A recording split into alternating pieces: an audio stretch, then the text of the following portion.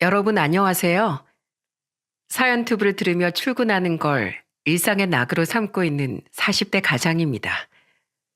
차 안에서 매번 듣기만 하다 이렇게 사연을 보내려고 하니 참으로 어색하네요. 없는 글솜씨에도 불구하고 오늘 제가 이렇게 사연을 보내게 된 이유는 저의 인생을 바꾼 기적 같은 만남과 인연을 여러분께 소개하고 싶어서랍니다.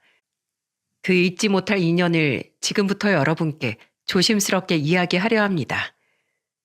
저는 소위 말하는 개천에서 난 용이었어요. 서울에서 빠르면 6시간, 막히면 7시간이나 걸리는 시골 중의 시골에서 태어났죠. 저희 집은 농사를 지었지만 버는 수입이 적었는 데다 제 밑으로 나이 차이가 나는 여동생이 있었기에 항상 돈에 쪼들렸어요. 하지만 다행히 저는 머리가 좋았고 학창시절 내내 죽도록 공부한 덕에 우리나라에서 5손가락 안에 드는 명문대에 진학할 수 있었죠.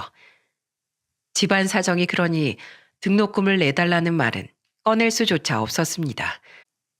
저는 월세와 등록금을 내느라 대학 시절 내내 가회를 뛰었고 틈틈이 카페나 PC방 같은 곳에서도 일했죠.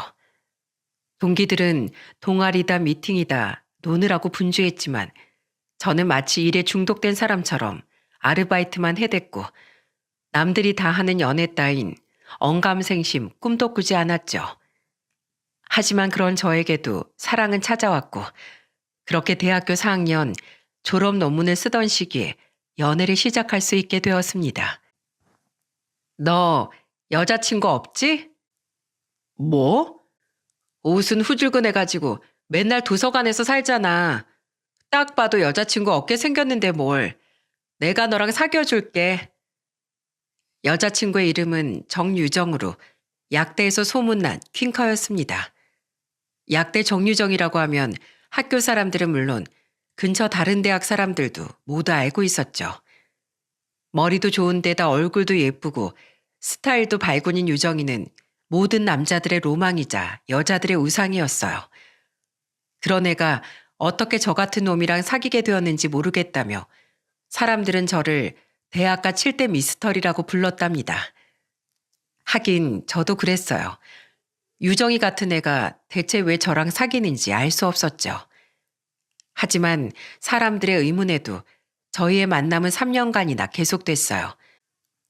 3년간 별별 일을 겪으며 지지고 볶으니 자연스레 함께하는 미래를 꿈꿨고 저희는 30 전에 결혼식을 올리자 서로와 약속을 했죠.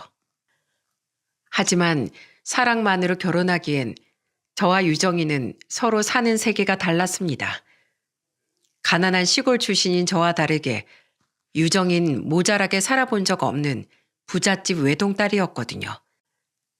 게다가 외할아버지부터 어머니까지 대대로 약사일 만큼 집안도 좋았습니다. 저와 유정인 서로 사랑했지만 사랑만으로 양쪽 집안의 차이는 메꾸기가 어려웠어요. 특히 유정이 어머니께서 무척이나 반대하셨답니다. 예, 너한테 걔가 가당키나 안 되니? 네가 뭐가 아쉬워서 그런 애를 만나? 대학만 좋은 곳 나와 허울만 좋지 속빈 강정이나 다름없는 애잖니? 걔는 아직 취직도 못했다면서? 넌 학교 졸업하자마자 바로 약사 자격증도 땄는데 걘 취업 준비도 안 하고 뭘 했다니? 걔 너희 학교 출신 맞아? 혹시 뭐 부정 입학 같은 거 한 거 아니야? 엄마, 그런 거 아니야. 인호가 학교 다니면서 등록금도 벌고 생활비도 버느라 바빴어. 머리도 좋고 능력도 있는데 지금 상황이 좀 안 좋을 뿐이야. 그러니까 안 된다는 거야. 돈도 없고 상황도 안 좋은 애랑 결혼해서 네 팔자 망칠 셈이야? 어머니는 저희의 결혼을 결사반대하셨어요. 제 핸드폰 번호는 어떻게 하셨는지 저한테 헤어지라고 100통이 넘게 메시지를 보내시질 않나. 헤어지지 않으면 헤어지게 만들어주겠다며 제가 가외 수업하는 학생네 집 앞에 서 계시질 않나. 남들조차 그 정성이 대단하다고 할 정도였죠. 하루는 쉬는 날 다짜고짜 자취방으로 밀고 들어오셔서는 유정이랑 헤어지라고 하신 적도 있었습니다. 아이고, 휴일이라고 팬티바람으로 늘어지게 있는 꼴 좀 봐. 그러니까 네가 그 모양이지. 야, 막말로 네가 집안이 좋기라니, 출신이 좋기라니. 그렇다고 능력이 좋아. 우리 집안은 약사 집안이야. 우리 딸도 약사고. 내가 너 같은 놈에게 우리 딸을 줄 것 같아? 네가 부모여도 그렇게 못할 거다. 막말로 네 딸이 너 같은 놈이랑 결혼한다고 하면 너 같으면 시집 보낼 생각이 들겠어? 사람이 양심이 있어야지. 내 참 기가 막혀서 원. 명문대 나왔으면 뭐해? 취업도 못해서 통장에 100만 원은, 아니 10만 원은 있니? 차라리 내가 10만 원 줄 테니까 우리 근처에서 얼쩡거리지 말고 썩 꺼져. 자기가 하고 싶은 말만 하시는 통에 저는 자다 일어나 팬티만 입은 채로 그 막말을 다 받아내야만 했습니다. 그럼에도 분이 다 안 풀리셨는지 나중엔 핸드백으로 제 얼굴을 때리시기까지 하더군요. 어머닌 저뿐만 아니라 유정이도 괴롭히셨어요. 카드를 쓰지 못하도록 막는 건 물론이요. 핸드폰과 차키까지 뺏으셨죠. 하지만 유정이는 그 와중에도 틈틈이 절 만나러 와줬고 어머니 그 꼴을 볼 수 없다며 나중엔 아예 방에 가둬버리기까지 하셨다더군요. 몇 날 며칠을 방 안에 갇힌 제 유정이는 그런 어머니가 지겹고 지겨워서 견디기 어려웠지만 어머니의 고집을 말릴 수는 없었기에 그저 기다릴 수밖에 없었다고 합니다. 유정이와 사귄 지 3년째 되던 어느 날 하루는 유정이가 제 자취방으로 찾아와서는 대뜸 밥은 먹었냐고 물어보고는 저녁을 차려주더군요. 유정이는 부잣집 딸답게 대학 시절부터 신부 수업을 받았던 터라 요리 솜씨가 좋았습니다. 유정이가 해준 것을 먹을 때마다 저는 우리의 결혼 생활을 종종 상상하곤 했죠. 유정이가 저녁을 하면 제가 설거지를 하는 그런 사이좋은 부부가 되고 싶다고 생각했어요. 하지만 그것은 이루어지지 못할 꿈이었습니다. 유정이가 파스타 한 접시를 뚝딱 만들어 식탁 위에 올려놓고는 제게 먹으라는 말 대신 헤어지자고 말했거든요. 뭐라고? 헤어지자고. 나 더는 못 견디겠어. 유정아, 우리 조금만 더 버티자. 지금은 힘들어도 노력하면 어머니께서도 인정해 주실 거야. 그건 네가 아직 우리 엄마 성격을 몰라서 하는 소리야. 엄마 눈이 하늘에 달린 사람이야. 내가 누굴 데려와도 성에 안 찰 거야. 우리가 이렇게 백날 노력해도 소용없다고. 유정아, 나 너 없으면 안 돼. 알잖아. 나 너 사랑하는 거. 정말로 사랑하는 거 누구보다 유정이 네가 제일 잘 알잖아. 그래, 잘 알지. 지금까지 박인호 너만큼 날 사랑해준 사람 없었으니까. 하지만 사랑이 밥 먹여주는 거 아니잖아. 이제 우리 나이도 있는데 언제까지고 엄마의 반대를 받아주면서 결혼을 질질 끌 수는 없어. 미안해. 나도 이런 말 하고 싶지 않았어. 제발 다시 생각해줘, 유정아. 내가 너 없이 어떻게 살아. 내가 이렇게 빌게. 제발 다시 한번 생각해줘. 어? 유정아. 맛있게 먹어. 난 이만 일어날게. 그렇게 유정이와 헤어지고 한동안은 넋이 나가 있었습니다. 가회도 시간을 못 지키기 일쑤였고 아르바이트에서도 실수 연발이었죠. 나사가 빠져 있으니 일은 하나둘 잘렸고 이윽고 마지막 남은 과외조차 오지 말라는 연락을 받았을 때 저는 유정이와 관계가 끝났다는 걸 인정할 수밖에 없었어요. 유정이가 떠나고 일도 전부 잘린 제게 남은 건 오로지 명문대 졸업장 하나뿐이었어요. 일단 먹고 살아야 했기에 저는 국내 기업 중 이름난 곳을 골라 이력서를 넣어봤죠. 일만 하느라 별다른 경력이 없던 저는 매번 서류에서 탈락하는 고배를 마셔야만 했습니다. 그래도 눈을 낮추고 싶진 않았어요. 좋은 대학에서 좋은 성적으로 졸업할 정도니 발휘되지 못했을 뿐 능력은 출중하다 나름 자부했었거든요. 하지만 그건 제 착각이었죠. 유학까지 다녀온 해외파가 넘쳐나는 한국의 취업시장에서 저 같은 놈은 발에 치일 듯이 많았거든요. 그렇게 100여 번 정도의 탈락 끝에 저는 정신을 차렸고 29살이라는 신입이라기엔 애매한 나이에 한 중소기업에 겨우 입사할 수 있게 되었습니다. 회사 생활을 3년 정도 했을 때 아는 선배의 소개로 아내를 만나게 됐어요. 아내는 통통하고 아담한 데다 수수한 차림이 어울리는 귀여운 사람으로 웃는 모습이 인상적인 여자였습니다. 고향이 포항이세요?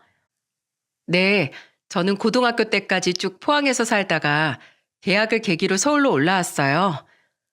저랑 같네요.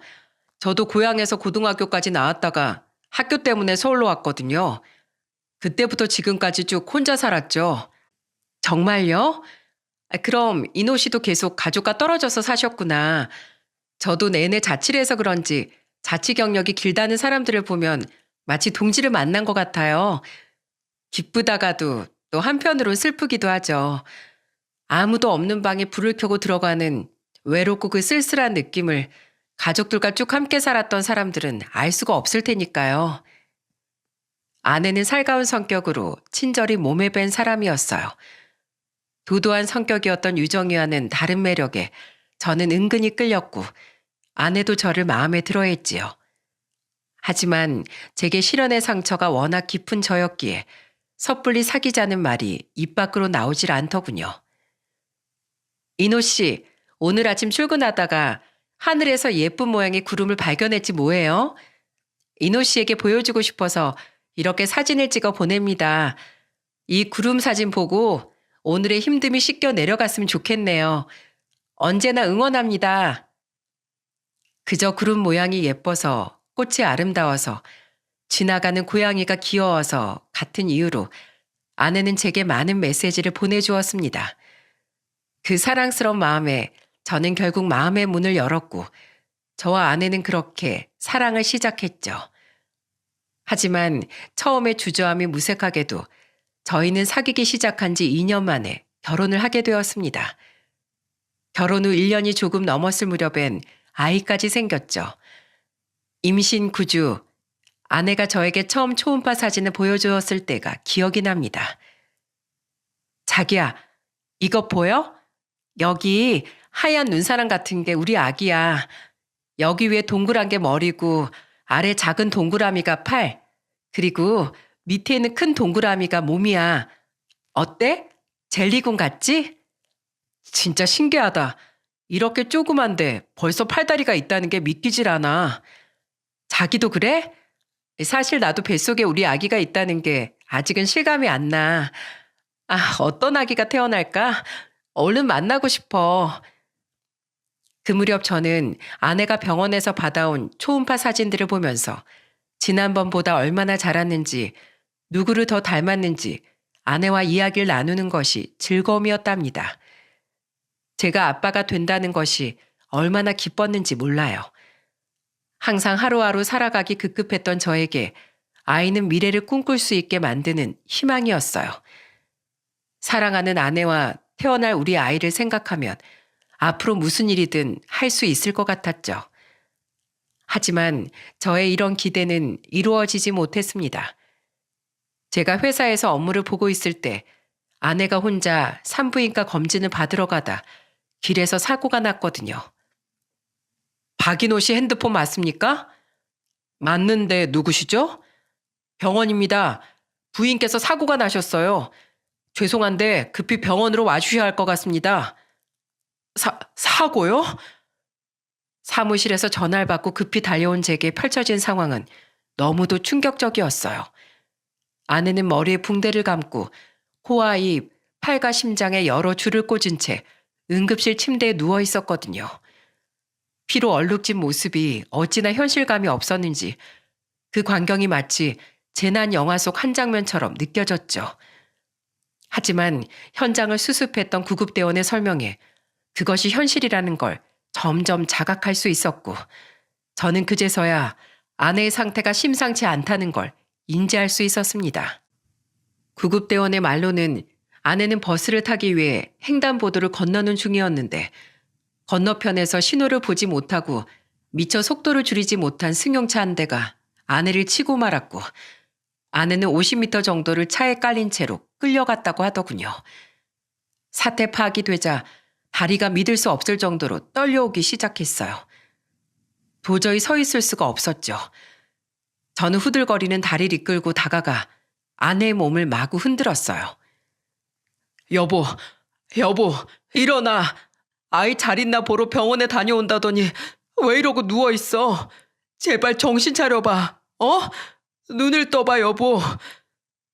하지만 몸에 달린 여러 호숫줄만 흔들릴 뿐 아내는 미동조차 하지 않았습니다.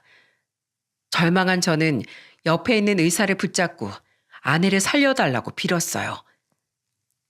저기요, 선생님. 우리 아내 살 순 있는 거죠? 그런 거죠? 우리 아내 엄마가 될 사람이라 꼭 살아야 해요. 선생님, 우리 아내 제발 꼭 살려주세요. 그리고 아내 뱃속에 있는 우리 아이도 같이 살려주세요. 이렇게 빌겠습니다. 제발 부탁드려요. 전 우리 아내랑 아이 없으면 못 살아요. 제발요. 제발. 보호자님, 진정하세요. 환자분은 이미 보호자님이 오시기 전 응급처치와 긴급수술을 받은 상태입니다. 추가 수술 결과를 더 지켜봐야겠지만 일단 저희가 말씀드릴 수 있는 것만 말씀드리면 아이는 유산되었습니다. 유산이요? 네. 사고 당시 배를 심하게 부딪히신 것 같더군요. 저희가 확인했을 땐 이미 아이의 심장이 멈춰 있었습니다. 아이가 죽었다고요? 지금 환자분 역시 피를 너무 많이 흘려서 상태가 좋지 않아요. 긴급 수술의 결과와 환자분의 자궁 상태를 확인해가며 2차 수술을 진행할 겁니다. 보호자님께선 대기해 주세요. 청천벽력과도 같은 말에 저는 힘이 빠져 그대로 주저앉고 말았습니다. 9시 뉴스에서 볼 법한 사고가 우리 아내와 아이에게 일어나다니 믿을 수가 없었죠.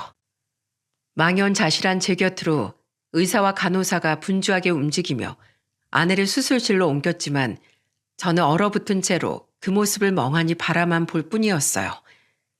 저의 간절한 마음을 아는지 모르는지 3시간 동안 계속된 수술 끝에도 아내는 깨어나지 않았습니다. 응급실에서 중환자실로 옮겼어도 여전히 그대로였죠. 하루가 지나고 이틀이 지나도 아내는 눈을 감은 채 깨어날 생각을 하지 않았어요. 저는 혼수 상태에서 빠진 아내를 보고 절망했습니다. 여보, 제발 일어나줘. 이렇게 부탁할게. 아이도 잃었는데 당신마저 잃으면 난 더는 살아갈 희망이 없어. 제발 살아서 내 곁으로 돌아와줘, 여보. 나 당신을 만나기 전까지 사랑을 믿지 못했어. 사랑한다고 하지만 사람의 마음은 변하기 마련이잖아. 난 사랑을 말하는 사람들을 전부 거짓말쟁이라고 생각했어. 근데 그랬던 내가 당신을 만나고 변했어. 사랑이 뭔지를 알았어. 이제야 뭔지를 알았단 말이야. 하지만 이런 저의 절절한 고백에도 아내는 여전히 움직이지 않았습니다. 눈물이 오열로 바뀌고 부탁이 애원이 되어도 아내는 그대로였죠. 듣는 거야? 듣곤 있는 거야? 당신 다 듣고 있으면서 나한테 장난치는 거지? 그런 거지? 나 아직도 당신이 보낸 사진들 전부 다 가지고 있어. 당신이 보낸 구름이며 꽃이며 고양이 사진들을 보며 힘든 회사 생활을 버티고 있단 말이야. 얼른 일어나서 나에게 다시 살아갈 희망을 줘. 이렇게 부탁할게. 내가 이렇게 빌게. 이제 일어나서 나랑 집으로 가자. 제발. 이러면 안 되잖아. 내가 당신 없이 앞으로 어떻게 살란 말이야. 제발 깨어나. 일어나라고. 제발. 나 좀 살려줘. 그러나 저의 간절함에도 불구하고 아내는 2주를 넘기지 못했고 그렇게 사고가 난 지 12일 만에 아내는 아이를 따라 세상을 떠나고 말았습니다. 아내의 바이털 사인이 멈출 때 저의 세상도 완전히 끝난 것만 같았죠. 불과 얼마 전까지 아내와 아이가 함께하는 행복한 미래를 상상했건만 그것이 마치 오래된 전생의 일처럼 느껴지더군요. 삶의 이유였던 아내와 아이의 죽음은 제게 참기 어려운 절망이었습니다. 이 절망은 포항에서 올라오신 장인어른과 장모님께도 마찬가지였겠죠. 특히 장모님께서는 아내의 영정사진 앞에서 탈수로 몇 번을 기절하실 정도로 오열의 오열을 거듭하셨어요. 내 딸아, 사랑하는 내 딸아, 내가 널 어떻게 키웠는데 이렇게 떠나보낼 순 없다. 그럴 순 없어. 그러니까 엄마가 포항에서 같이 지내자고 했잖아. 뭐하러 서울까지 올라와서 이렇게 고생만 하다가 죽다니. 이게 말이 되니? 박서방, 자넨 우리 딸이 이렇게 될 때까지 뭐하고 있었나? 뭐하고 있었냔 말이야. 우리 딸이 이렇게 차가운 주검이 되어 돌아올 줄 알았다면 내 자네에게 우리 딸을 안 맡겼을 걸세. 우리 딸, 세상에서 제일 착하고 예쁜 우리 딸. 저는 장모님의 원망 섞인 말씀에도 면목이 없어 고개를 들지 못했어요. 장모님은 그렇게 한참을 제게 매달려 우셨고 저는 그런 장모님을 꼭 안아드렸죠. 저와 장모님은 아내의 영정사진 앞에서 서로를 안아주며 그렇게 한참을 울었답니다. 아내의 장례를 마친 뒤 저는 직장도 그만두고 폐인처럼 지냈어요. 아내와 함께했던 공간에 버려진 듯 홀로 남겨져 있다는 현실이 저를 미치게 만드는 것 같았거든요. 저는 무언가에 의지하지 않으면 살아갈 수가 없을 지경이었죠. 그런 저에게 소주는 현실을 잊게 만드는 마법과도 같은 것이었어요. 그 당시 제게 소주는 물이었고 밥이었고 유일한 치료제였습니다. 저는 술에 의지한 채 무려 2년이란 시간을 아무도 없는 깜깜한 방에서 신세를 한탄하며 보냈죠. 2년이 조금 지난 어느 날, 그날도 어김없이 술을 사러 슈퍼에 가는데 제 옆으로 아이를 데리고 지나가는 부부가 지나가더군요. 아빠로 보이는 남자가 아내와 아이의 손을 잡고 웃으며 걷고 있었죠. 저는 그 모습에 울컥하고 말았습니다. 우리 아이가 살아있으면 저만 했을까? 우리 아내가 살아있었다면 저 모습은 내 미래이지 않았을까? 그날의 사고만 아니었으면 지금쯤 내 손은 가족의 손을 잡고 있을 텐데 하는 생각들이 머릿속을 스쳐 지나갔죠. 저는 그 길로 택시를 잡아타고 한강으로 달려갔습니다. 행색도 영 좋지 않은 데다 상태가 이상한 남자가 한강으로 가자고 하니 조용하던 택시기사가 말을 걸어오더군요. 손님, 제가 서울바닥에서 택시를 운전한 지도 벌써 30년이나 됐네요. 손님들을 한강으로 모시고 간 횟수가 못해도 1000번은 넘을 겁니다. 그래서 손님들이 택시에 오르는 모습만 봐도 어떤 심정으로 가자고 하는지 속이 훤히 들여다 보이죠. 혹여라도 이상한 생각 하시는 거면 지금이라도 좋으니 그만두세요. 기사님, 하지만 오늘은 제가 도저히 견딜 수가 없어요. 살아갈 희망이 없단 말입니다. 가족이 다 죽었는데 저 혼자 살아가면 뭐합니까? 그날 제가 휴가를 내고 아내를 직접 데리고 병원에 갔다면 그 사고가 일어나지 않았을 수도 있어요. 아내와 아이가 살 수 있었을지도 모른단 말입니다. 기사님께서 저의 이런 심정을 알기나 하십니까? 모르죠. 아마 그 슬픔은 죽었다 깨어나도 알지 못할 겁니다. 하지만 나이를 조금 더 먹은 사람으로서 참견은 좀 해야겠어요. 손님, 사람이란 죽을 이유가 곧 살 이유가 되기도 하는 법이랍니다. 강을 보면서 제 말을 잘 생각해 보세요. 돈은 받지 않겠습니다. 기사님은 돈도 안 받고 절 한강으로 데려다 주었죠. 저는 다리와 강물 표면에 반사된 네온 사인들을 보면서 아내와 있었던 모든 일을 떠올렸습니다. 아내와 함께했던 행복과 기쁨의 기억이 마치 주마등같이 느껴졌죠. 한참을 서 있던 저는 하늘을 바라보며 기도했어요. 여보, 당신과 함께했던 아름다운 추억을 내 주마등으로 만들진 않을게. 이 기억을 내가 살아갈 희망으로 바꾸어 보도록 노력할게. 이제 방황하지 않고 당신이 내게 남겨준 기억을 소중히 간직하며 살아갈 테니 부족한 날 하늘에서 지켜봐줘.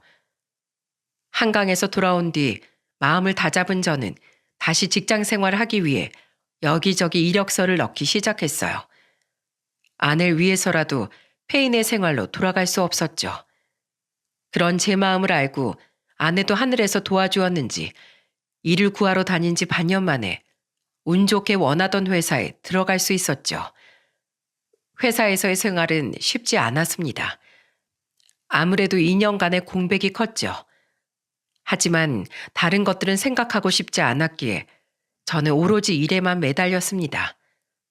그렇게 1년, 2년, 시간이 흐르자 처음엔 경력에 구멍난 신입이라고 저를 이상하게 보던 선배들도 저의 노력에 칭찬을 아끼지 않더군요. 저는 그렇게 상사들의 인정을 받으며 회사를 무려 10년 동안 다녔답니다. 하지만 회사의 위기가 찾아오게 되었죠. 바로 경제가 휘청대기 시작한 겁니다. 무역 중심의 회사다 보니 아무래도 세계 정세에 민감하게 반응할 수밖에 없었거든요. 어수선한 회사의 분위기를 대변이라도 하듯 회사의 사정은 점점 어려워지기 시작했고 제 직급에 있는 동료들은 퇴사의 압박을 받기 시작했습니다. 저 역시 정리해고 대상자였죠. 압박을 못 이긴 저는 결국 회사가 제시한 조건을 받아들이고 말았어요. 시간이 좀 걸리겠거니 했던 사직서는 예상과 다르게 순식간에 수리되더군요. 마치 기다렸다는 듯이 말입니다. 그날 저녁 6시 직원들이 모두 퇴근한 빈 사무실에서 저는 혼자 책상을 정리했어요. 짐이 많을 것 같더니 10년간의 세월이 고작 박사 하나로 정리되더군요. 이 회사를 위해 살신성인의 정신으로 노력했건만 고작 나에게 남은 것이 이 박사 하나뿐이라니 허무한 감정에 휩싸인 저는 사무실 앞에 박스를 통째로 버리고 나와버렸습니다. 그리곤 밤의 서울길을 한없이 정처 없이 걸었어요. 인파를 헤치고 걷는 제 모습이 무척 초라하더군요. 저만 낙오자가 되는 느낌이죠. 사람들은 다 웃고 있는데 왜 나는 이리도 거지 같은 기분일까? 모두 335 모여 즐겁게 노는데 난 왜 또 이렇게 혼자인 걸까 하는 비참한 생각들이 들었죠. 저 사람들은 사랑하는 가족들이 반겨주겠지?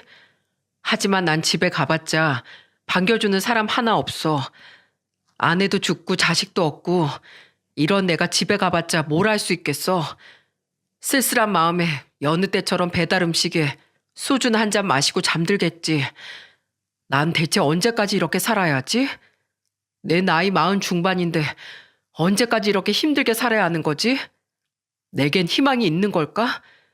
나한테도 살아갈 의미란 게 존재하긴 하는 걸까?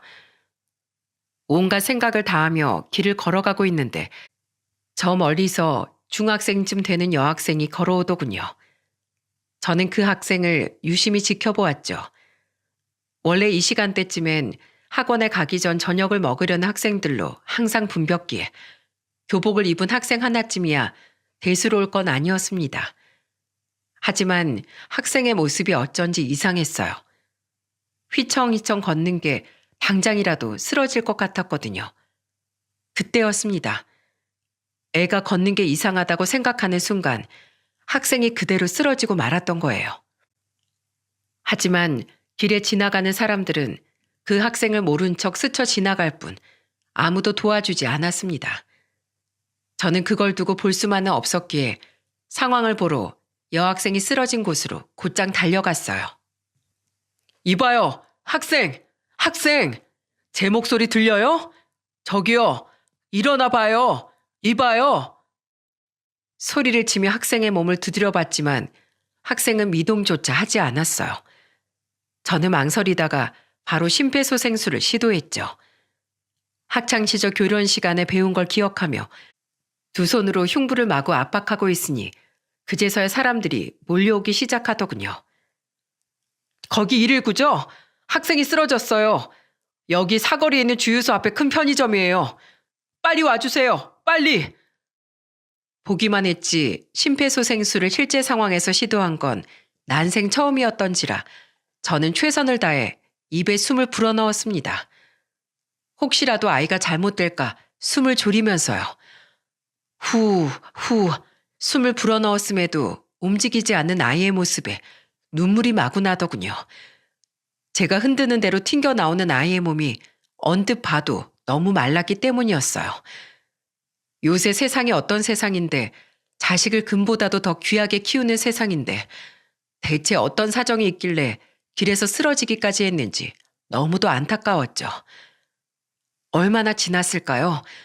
드디어 구급대원이 도착했고 산소호흡기를 대며 학생을 들것에 실어가더군요. 그렇게 현장이 수습되고 구급차가 출발하던 순간 저는 무슨 용기가 났는지 차 문을 닫으려는 구급대원을 붙잡았어요. 저도 같이 갔으면 합니다. 저 학생이 쓰러지는 순간부터 봤는데 이 학생이 집에 잘 들어가는지 마지막까지 봐야겠어요. 학생이 깨어나야 저도 안심이 될 것 같습니다. 부탁드립니다. 선생님이 목격자세요? 저희도 응급실에서 상황 설명을 할 사람이 필요하니 그럼 얼른 타세요. 응급실에 도착해 살펴본 학생의 상태는 길에서 본 것보다 더 심각해 보였어요. 특히 얼굴빛이 말이 아니었죠. 중학생인 것 같은데 피죽도 못 얻어먹은 듯한 얼굴로 어쩜 이리 딱하게 누워있는지 참으로 가여웠습니다. 그런 생각을 하고 있는데 학생의 교복 주머니에서 요란한 진동과 함께 벨이 울리기 시작했어요. 다급해진 구급대원이 주머니를 뒤져 핸드폰을 꺼냈죠. 떨어질 때 금이 간 것인지 귀퉁이가 깨져 금이 간 핸드폰 액정에는 엄마라는 선명한 두 글자가 찍혀 있더군요. 수영아, 왜 이렇게 연락을 안 받아? 엄마가 전화하면 째깍째깍 받으라고 했지? 너 엄마 자꾸 화나게 할래? 어머님이시죠? 여긴 병원입니다. 빨리 병원으로 와주세요. 따님이 쓰러지셨어요. 네? 우리 수영이가요? 거기 어디예요? 그 병원 어디냐고요? 빨리 말해요. 그렇게 전화를 끊은 지 15분 정도 지나자 학생이 정신이 들었는지 눈을 뜨더군요. 아이가 깨어나자 저는 안도감에 깊은 한숨을 내쉬었죠. 학생은 일어나자마자 대뜸 제게 자기가 또 쓰러졌냐고 묻더군요. 말투로 짐작하건대 이런 적이 한두 번이 아닌 것 같았습니다. 저 미주 신경성 실신을 앓고 있어요. 긴장을 많이 하거나 스트레스를 받으면 일시적으로 혈압이 떨어져서 쓰러지고 말죠. 이번 중간고사에서 좋은 성적을 내려고 밥도 안 먹고 며칠 밤을 새워 공부했더니 알게 모르게 스트레스를 많이 받았나 봐요. 아저씨께 폐를 끼쳐서 죄송해요. 도와주셔서 감사합니다. 그때 저 멀리서 헐레벌떡 뛰어오는 한 중년의 여자가 보였어요. 저는 그 모습을 보고 그 여자가 학생의 엄마라는 걸 알 수 있었습니다. 여자는 마치 문을 부술 기세로 응급실 안으로 뛰어들어왔죠. 그렇게 숨이 턱까지 차오른 여자의 얼굴이 응급실 불빛에 비쳐 서서히 윤곽을 드러내는 순간 한 발 두 발 다가오는 그 여자를 보고 저는 온몸이 벌벌 떨리기 시작했고 글자 그대로 얼어붙고 말았습니다. 등 허리를 타고 소름이 천천히 퍼지는 기분에 머리털이 삐쭉삐쭉 서는 듯 했죠. 하지만 이 기분은 저만 느낀 것이 아닌 듯 했습니다. 그 여자도 저를 본 순간 얼어붙었거든요. 마치 그곳에만 시간이 멈춘 듯 저와 여자는 서로를 보며 망부석처럼 서 있었습니다. 소리조차 들리지 않았죠. 세상이 모두 지워지고 저와 그 여자만이 남겨진 것처럼요. 그렇게 몇 초간의 지독한 정적 끝에 병원의 시끄러운 소리가 제 귀로 쏟아졌고 그제야 저는 무거운 입을 겨우 뗄 수가 있었습니다. 유정이? 그렇습니다, 여러분. 그 학생의 엄마라는 사람은 제 첫 여자친구이자 어머니의 반대로 3년간 사귀고 헤어진 바로 그 정유정이었던 거예요. 정말 어떻게 이런 우연이, 아니 인연이 있을까요? 단언컨대 아마 온 세상을 다 뒤져도 이런 질기고 질긴 인연은 없을 겁니다. 박인호? 너 박인호지? 지금 이거 어떻게 된 거야? 내가 이해할 수 있도록 상황을 설명해봐. 네가 왜 여기 있어? 나 말고 먼저 딸 상태부터 확인해. 쓰러졌다가 방금 의식을 되찾았어. 제 말에 유정이는 정신이 든 듯 딸에게로 달려가 상태를 확인하기 시작했어요. 너 왜 이러니? 왜 자꾸만 이래? 왜 자꾸 이렇게 쓰러져? 엄만 너밖에 없는 거 알잖아. 엄마 너 하나만 보고 사는데 왜 자꾸 엄마 심장을 철렁하게 만드는 거야? 왜 엄마를 나쁜 엄마로 만드는 거냐고. 걱정 끼쳐서 죄송해요, 엄마. 근데 나 이제 괜찮아. 다행이다. 정말 다행이야. 엄마, 나 이 아저씨가 안 도와줬으면 정말 큰일 날 뻔했어. 뭐? 그게 정말이야? 정신 잃기 직전에 이 아저씨가 나한테 달려오는 걸 봤어. 나 이 아저씨 덕분에 산 거예요. 아저씨는 그냥 네가 쓰러지는 걸 보고 심폐소생술을 했을 뿐이야. 내가 아니더라도 거기 있는 누구라도 그렇게 했을 거야. 그런 말씀 마세요. 아저씨가 제 목숨을 구해주신 거나 마찬가지죠. 아저씨 감사해요. 정말 감사합니다. 병원에선 상태가 좋지 않은 데다 탈수 증상도 있으니 수액을 맞고 가라고 하더군요. 학생은 엄마가 온 것에 긴장이 풀렸는지 수액을 맞다 꾸벅꾸벅 졸기 시작했고 유정이는 딸이 잠든 걸 확인하자마자 저를 밖으로 불러냈어요. 오랜만에 본 유정이의 모습은 꽤 달라져 있더군요. 이목구비만큼은 그대로였으나 세월을 이기지 못했는지 중년의 아줌마가 되어 있었죠. 저는 제 앞에 있는 유정이의 모습에 어쩐지 시간을 거슬러 올라간 것 같아 이상한 기분이 들더라고요. 네 딸 원래부터 아팠던 거야? 태어날 때부터 병약 체질이었어.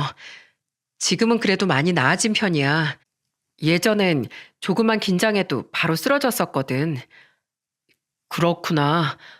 근데 딸이 쓰러졌는데 네 남편은 왜 안 와? 일이 많이 바쁜 거야? 남편? 남편은 무슨, 나 이혼했어. 뭐라고? 언제? 벌써 한 7, 8년 됐나? 왜? 무슨 일이 있었던 거야? 정말 있었지. 남편은 엄마가 소개해준 남자였어. 너 알지? 우리 엄마 성격. 너랑 파혼하자마자 엄마는 거짓말처럼 결혼하라고 날 그렇게 들들 볶더라고. 내가 거절을 해도 거절해도 엄마는 끈질겼지. 결국 엄마의 등살에 못 이겨 소개받은 그 남자하고 결혼까지 하게 됐는데 참 지랄 맞더라. 뭐 억대 부자라고 하더니만 막상 결혼해보니까 그게 다 빚이더라고. 빚. 그 사기꾼 같은 놈.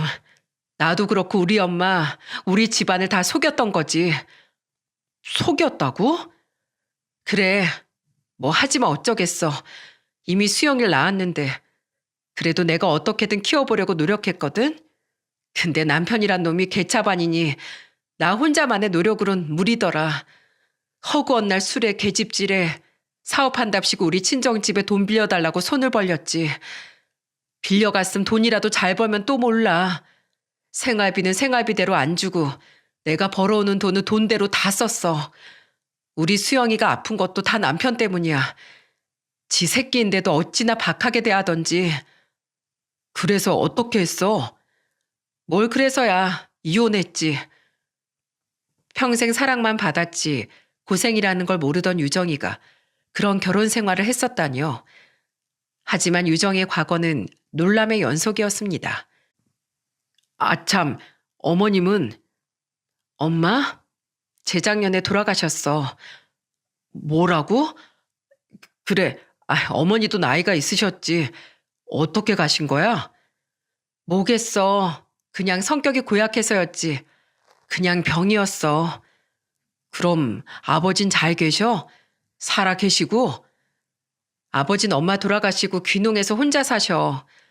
그러고 보니 그것도 꽤 됐네. 유정의 말에 저는 엄청난 충격을 받았습니다.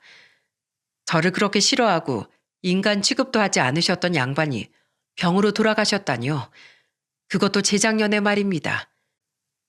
듣자하니 어머니께선 3년 전쯤 몸이 갑자기 쇠약해지기 시작하시더니 시름시름 앓다가 가지고 있던 지병이 악화되어 1년 만에 돌아가셨다고 하더군요. 아버지께서는 그런 어머니의 모습에 충격을 받았고 벼랑간 갑자기 고향으로 내려가시겠다 선언하셨다고 합니다. 하긴 유정의 아버진 그저 어머니의 기에 눌려서 참고 사셨을 뿐 제게 그렇게 모질게 굴진 않으셨었죠. 이노야, 너는? 너는 결혼했어? 결혼? 했지.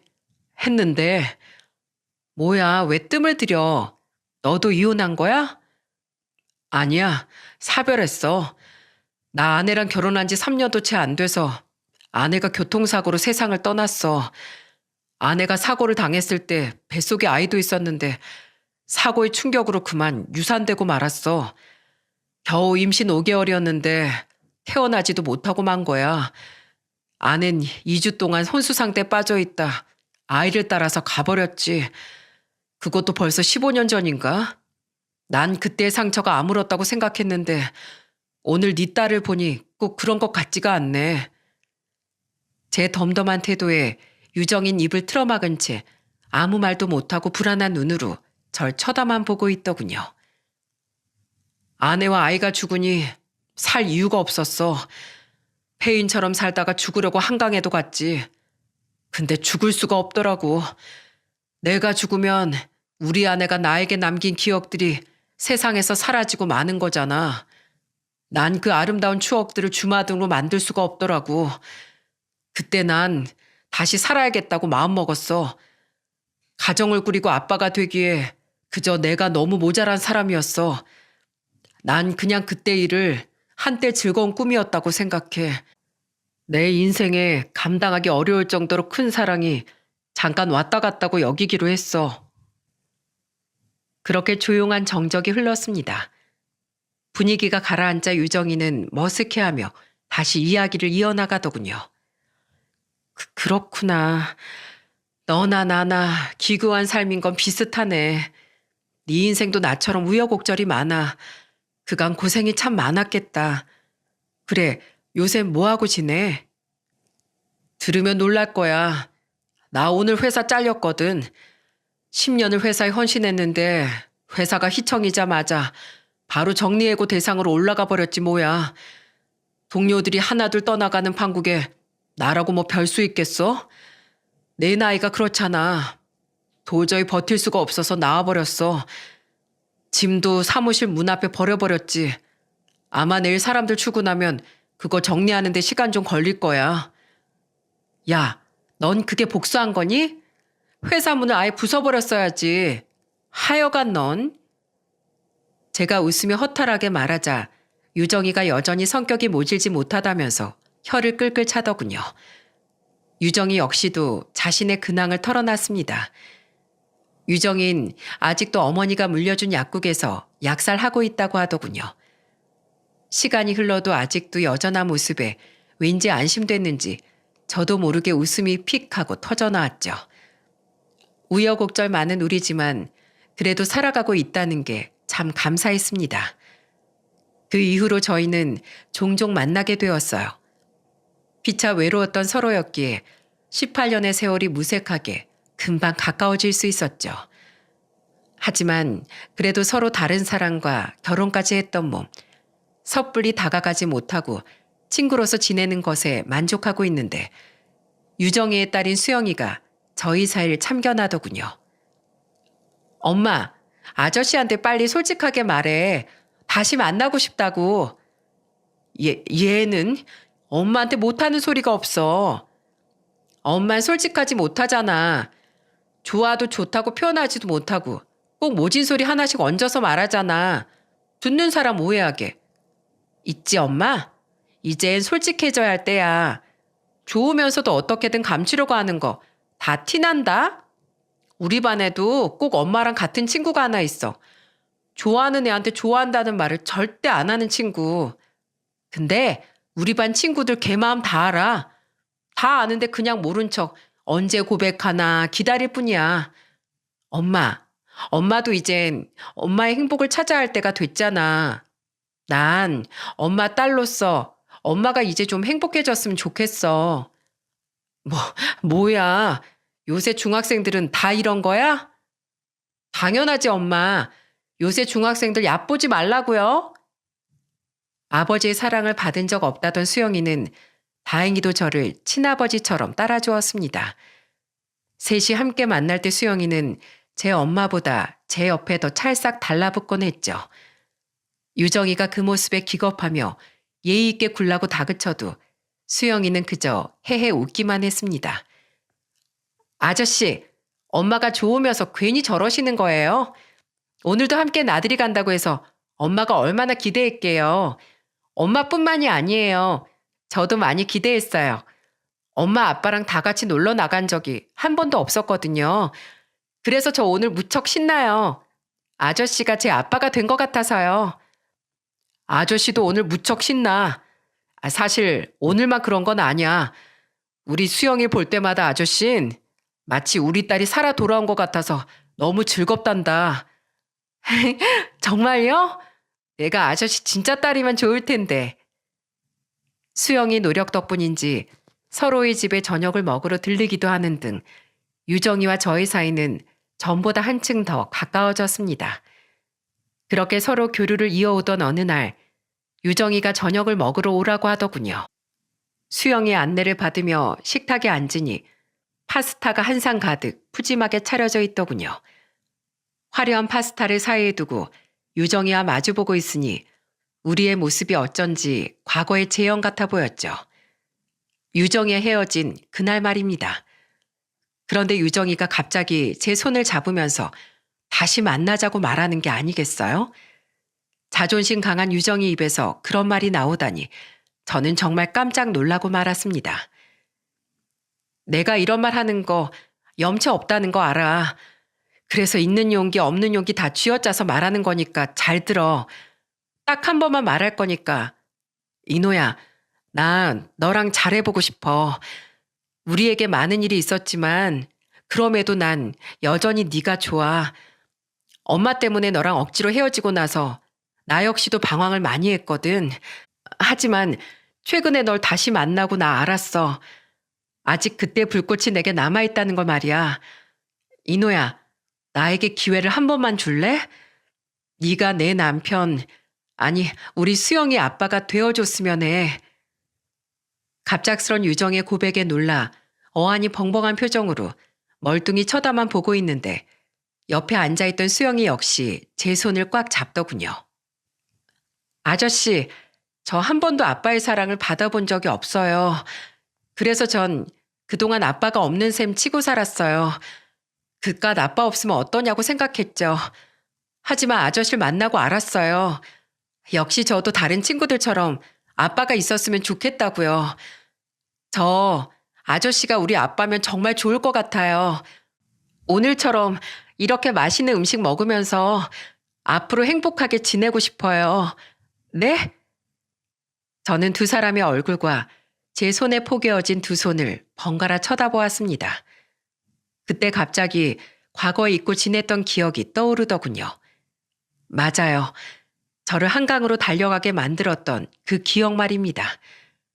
아내와 아이의 손을 붙잡고 싶었지만 소주를 담은 검은 비닐봉지밖에 잡지 못했던 그때 비참한 기억이 말이죠.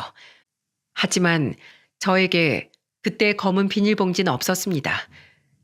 차갑고 얇은 비닐 대신 따뜻하고 정 많은 유정이와 수영이의 두 손만이 있을 뿐이었거든요. 그날 뒤로 유정이와 저는 정식으로 다시 교제를 시작했고 우린 재해 후 반년 만에 재혼을 하게 되었습니다. 마치 기적 같은 일이었죠. 운이 잘 풀린 건지 재혼하고 얼마 지나지 않았을 때 저는 그간의 경력을 인정받아 대우가 좋은 회사에도 입사할 수 있었어요. 정말 다행이었습니다.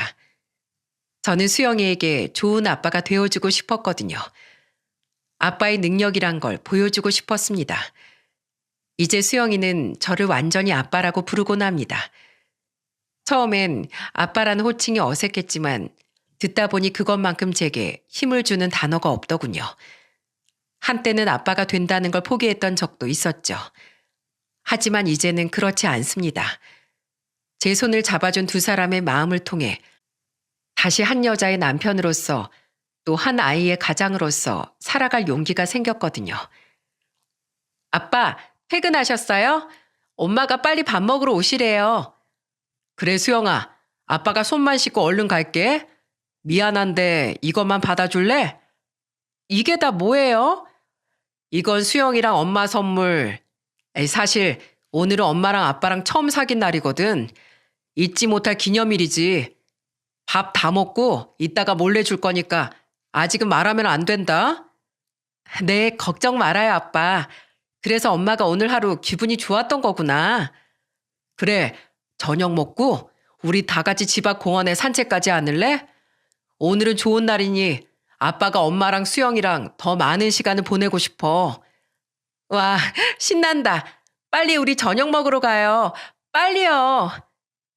저와 유정이의 질긴 인연은 많은 우여곡절 끝에도 어쩐지 끊어지지 않았고 여전히 계속되고 있답니다. 그 기적은 하늘에서 내려준 것이죠. 저는 오늘도 그 기적을 이어나가기 위해 나의 손을 붙잡아준 가족들을 위해 열심히 뛰어다니고 있답니다. 여러분, 오늘 제가 사연을 보내게 된 건 힘든 세상에서도 우릴 지켜주는 따스한 인연에 대해 말하고 싶어서랍니다. 그날 제가 수영일 병원에 데려가지 않았더라면 이런 기적은 일어나질 않았겠죠. 어쩌면 우리는 우리도 모르는 새 이런 기적을 지나치고 있을지도 모릅니다. 그러니 여러분들께서도 항상 열린 마음으로 선을 행하시며 자신을 스쳐가는 여러 인연을 아껴주시길 바랍니다. 그 인연이 기적이 되어 여러분의 삶을 행복으로 이끌어줄지 모르니까요. 마지막으로 죽은 우리 아내와 태어나지 못한 우리 아이에게도 이 사연을 바치려고 해요. 언젠가 하늘에서 다시 만날 때 우리 모두 행복했었노라 말할 수 있길 전 아직도 기도하고 있거든요. 지금 제가 행복한 것처럼 그 두 사람 역시 하늘에서 한 점의 아픔과 고통 없이 행복하게 지내고 있길 바랍니다. 제가 발견했던 기적을 여러분들께서도 찾으실 수 있길 바라며 이만 제 사연을 마칠게요. 모두 행복하세요. 안녕하세요. 사연에 빠지다의 DJ 민영입니다. 오늘 사연은 역대급으로 천불이 나서 할 말을 잃게 만드는데요. 과연 어떤 사연인지 들어보시겠습니다. 오늘도 두 가지 사연 준비되어 있는데요. 끝까지 들어주실 거죠? 그럼 오늘의 사연 바로 시작해 볼게요. 안녕하세요. 저는 40대 초반 여자입니다. 저는 최근까지도 제가 세상에서 제일 불쌍한 사람이구나 라고 생각하며 살았어요. 이 나이까지 살았어도 제가 보기엔 제 인생만큼이나 서러운 인생은 어디에도 없는 것 같았거든요. 그래도 제가 인생을 포기하지 않고 결혼까지 하고 아이까지 낳게 된 건 제 가여운 인생을 어떻게든 고쳐서라도 다시 살아보자 싶어서였어요. 남편이 저를 구해줄 구원자라고 확신했거든요. 그런데 아니었습니다. 오히려 남편을 만나고 나서부터 제 인생은 더 나락으로 가고 있었는지도 몰라요. 남편을 만난 건 40이 다 돼서예요. 40이 다 될 때까지 제대로 된 연애는 해보지도 못했고 저에게 먼저 다가오는 남자도 없었기 때문에 제 인생에 결혼이나 아이는 전혀 없을 줄 알고 살았어요. 그런 저에게 남편을 만나자마자 아이와 결혼이 동시에 찾아왔으니 남편은 저에게 선물과도 같은 사람이라고 여겼습니다. 남편과 저는 회사 회식 자리에서 처음 만났어요. 사실 당시에 다니던 회사에서 제가 동료들과 잘 지내질 못해서 원래는 회식에 가도 대충 밥만 먹고 빠져나왔어요. 그런데 그날따라 평소 저를 별로 좋아하지 않던 동료 경선 씨가 1차까지 같이 가자고 먼저 제안하더라고요. 본인이 아는 남자들이 술을 사주겠다고 오는 중이니 같이 마시자고요. 사실 고민이 됐어요. 경선 씨가 평소 하던 행동으로 봐서는 절대 저를 위할 사람이 아닌데 오늘따라 왜 저러나 싶었거든요. 경선 씨는 외모도 예쁘장하고 일도 잘해요. 그런데 인성이 영 거지 같았습니다. 친한 사이는 아니었지만 워낙 경선 씨가 시끄럽게 떠벌리고 다니는 성격이라 옆에서 들어보면 매일 돈 좀 있는 남자들을 꼬셔서 등쳐먹고 다니는 것 같더라고요. 거기다가 말도 개념 없이 해요. 저보다 나이도 어리면서 저를 대놓고 무시했습니다. 저는 다른 회사에 있다가 함께 일하던 상사와 함께 이 회사로 들어오게 된 거예요. 그래서 기존에 있던 직원들보다 제가 더 경력이 많습니다. 그런데 경선 씨는 자기는 서울의 4년제 대학을 나왔고 저는 전문대도 다니다 졸업을 못한 고졸인데 본인이랑 같은 업무를 하고 같은 직급이라는 것에 불만이 많았어요. 심지어 툭하면 저더러 낙하산 아니냐고까지 했습니다. 그날도 저는 전혀 2차에 갈 생각이 없었는데 경선 씨가 하도 같이 가자고 쫄라서 따라간 거예요. 처음엔 남자들 앞에서 제가 성격이 좋다는 둥, 귀엽게 생겼다는 둥 괜히 추켜 세우더니 나중에는 결국 본색을 드러내더라고요. 잘 알지도 못하는 남자들 앞에서 어김없이 헛소리를 하더라고요. 서영 씨는 볼수록 운이 좋은 것 같아요. 우리 회사가 아무리 이름 없는 중소기업이라고 해도 명색이 대기업 하청인데 고졸이 들어오긴 힘든 구조잖아요. 우리 중에 고졸은 서영 씨밖에 없기도 하고. 경선 씨, 벌써 그거 먹고 설마 취했어요? 또 무슨 소리를 하고 싶어서 그러는 거예요?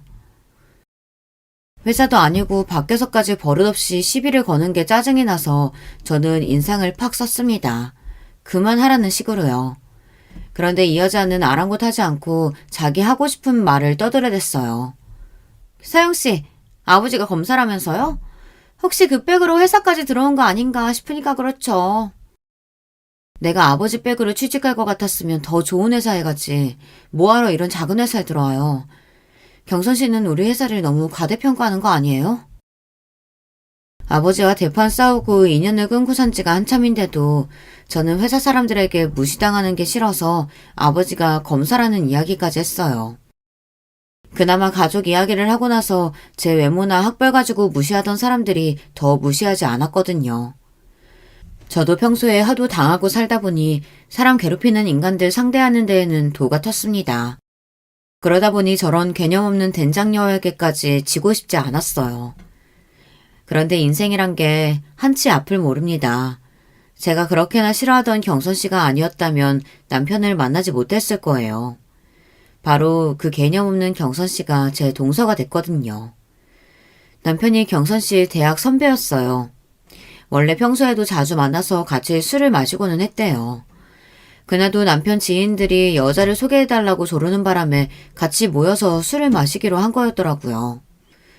안 봐도 뻔하죠. 원래도 남자들한테 매일 술 얻어먹고 다니는 게 일상인 경선 씨가 그런 좋은 기회를 놓칠 리가 없으니까요. 그런데 하필이면 그날 제 인생에도 신기한 일이 생겼어요. 그렇게 여자 직원들이 많은데도 남편은 처음부터 저에게 관심을 보였습니다. 술자리는 3차까지 이어졌어요. 술자리를 하다가 남자들이 우르르 담배를 피우러 나가자 경선 씨는 기다렸다는 듯 본인이 마음에 드는 남자 이름을 말하면서 그 남자는 자기가 찍었으니 넘볼 생각하지 말라고 으름장을 놓더군요. 그 남자가 바로 지금의 제 남편의 남동생이자 바로 시동생이에요. 술자리를 주선한 남편이 자기 동생까지 데리고 왔거든요. 경선 씨는 술자리 내내 시동생에게 들러붙어서 여우짓을 하더라고요. 물론 남자가 마음에 들면 그럴 수 있습니다. 그런데 경선 씨가 시동생에게 꽂힌 이유가 어이가 없었어요. 저 선배 학교 다니는 내내 공부도 못하고 거지같이 다니길래 전혀 몰랐었는데 글쎄 알고 보니까 집도 좀 살고 저 동생은 대기업 다닌다지 뭐예요? 저 동생 인물은 좀 없고 멍청해 보이긴 해도 대기업이면 좀 만나보는 것도 나쁘지 않겠죠? 오케이, 어장에 추가. 경선 씨가 진짜 개념 없는 거야 알고는 있었지만 남자들이 자리를 비우자 남자들 외모 평가는 물론이고 직장까지 운운하며 평가를 해대더군요. 마치 본인이 뭐라도 되는 것처럼요. 경선 씨가 원래 여기저기 술집이며 나이트를 다니며 아무 남자들이나 만나고 다니고 그중에 조건 좋은 남자들만 골라 어장관리 하고 다니는 거야 진작부터 알고 있었지만 회사 동료들까지 끌고 다니면서 이러고 다닐 줄은 몰랐습니다. 바로 조금 전까지 남자들 앞에서는 하루라도 빨리 좋은 남자 만나서 빨리 결혼하고 싶다고 그러더니만 매일 어장관리만 하면 어떻게 결혼하려고. 제가 개념 없는 것들만 보면 말을 잘 참지 못해요. 아무리 사람이 없는 자리라고 해도 나이도 먹을 만큼 먹은 성인이 할 말 못할 말 구분도 못하고 떠들어대는 꼴이 저는 보고 싶지 않았습니다. 그래서 저도 모르게 또 싫은 소리를 하고 말았어요. 그러자 표정이 싹 굳더군요. 서영씨야, 뭐 이 남자고 저 남자고 고를 수 있는 상황이 안 돼봐서 모르나 본데요. 나는 가만히 있어도 남자들이 워낙 따라다녀서요. 고를 수 있는 선택지가 많은데 굳이 왜 한 사람만 만나요? 이것저것 따지고 골라야 결혼해서도 잘 살 수 있죠. 잘났다고 대놓고 저울질을 하는 꼴이 기가 차서 저는 웃음도 나오질 않았습니다. 저는 천박하고 이기적인 사람하고는 상종하고 싶지 않아 무시하고 말았어요. 당시에는 저도 처음 만난 남편에게 빠져서 다른 데는 신경 쓰고 싶지 않았거든요. 그날 남편과 저는 금방 친해졌어요. 남편도 처음부터 저에게 호감이 있어서인지 굳이 먼저 저를 집까지 데려다 주겠다고 했습니다. 그 이후에도 남편에게 연락 와서 몇 번 따로 만나 데이트를 했어요. 그런데 생각지도 못하게 남편과 만난 지 얼마 되지 않아 아이가 생겨서 결혼까지 하게 됐습니다. 처음 아이가 생긴 사실을 알았을 때 저도 남편도 많이 당황했어요. 만난 지 3개월도 되지 않았을 때니 당연한 일이었죠. 남편은 이왕 이렇게 된 거 부모님께 인사를 드리자고 했어요. 시부모님께 먼저 인사를 드렸는데 그래도 흔쾌히 결혼 허락을 받았습니다. 둘 다 40 다 된 나이에 생긴 아이다 보니 이 나이에 자연 임신이 됐다는 게 축복이라고 오히려 좋아해 주셨어요. 금방 제 배도 나올 텐데 하루라도 빨리 부모님께 인사드리고 상견례도 해서 결혼 날짜부터 잡자고 하셨죠. 저는 당시에 친정 부모님은 물론 형제들과도 연을 끊고 만나고 있지 않을 때라 남편과 시부모님께도 확답을 못했어요. 그러다가 고민 끝에 제가 먼저 친정엄마에게 연락을 했습니다. 다행히 친정엄마와 형제들은 제 임신 소식을 축하해줬어요. 덕분에 몇 년 만에 만난 어머니와 형제들을 만나 이야기도 나누고 결혼 이야기도 했습니다. 하지만 친정아버지는 끝까지 저를 만나주지 않았어요. 결국은 제 결혼식에도 오지 않으셨습니다. 어머니 말씀이 제가 집을 나간 뒤로 몇 년 동안 연락도 하지 않고 산 것에 대해 아버지께서 괘씸하게 생각하신답니다. 더군다나 결혼 전에 임신부터 했다는 사실을 창피하게 여기신대요. 아버지는 상견례도 결혼식에도 오지 않았어요. 그런 저의 상황을 남편도 시부모님도 이해하지 못했습니다. 저야 아버지를 누구보다 잘 알다 보니 사실 기대도 하지 않았어요. 하지만 서운한 건 할 수 없었어요. 아무리 자식이 잘못했더라도 자식이 임신하고 결혼한다는데 정말 전화 한 통을 안 하시더라고요. 제가 외모도 별로고 잘하는 것도 없었지만 무엇보다 가장 큰 단점은 자신감이 없다는 겁니다. 어릴 때부터 지금까지 저는 한 번도 제가 뭔가를 나서서 해본 적이 없었어요. 항상 남들 뒤에 숨어서 하는 척만 하며 살았죠.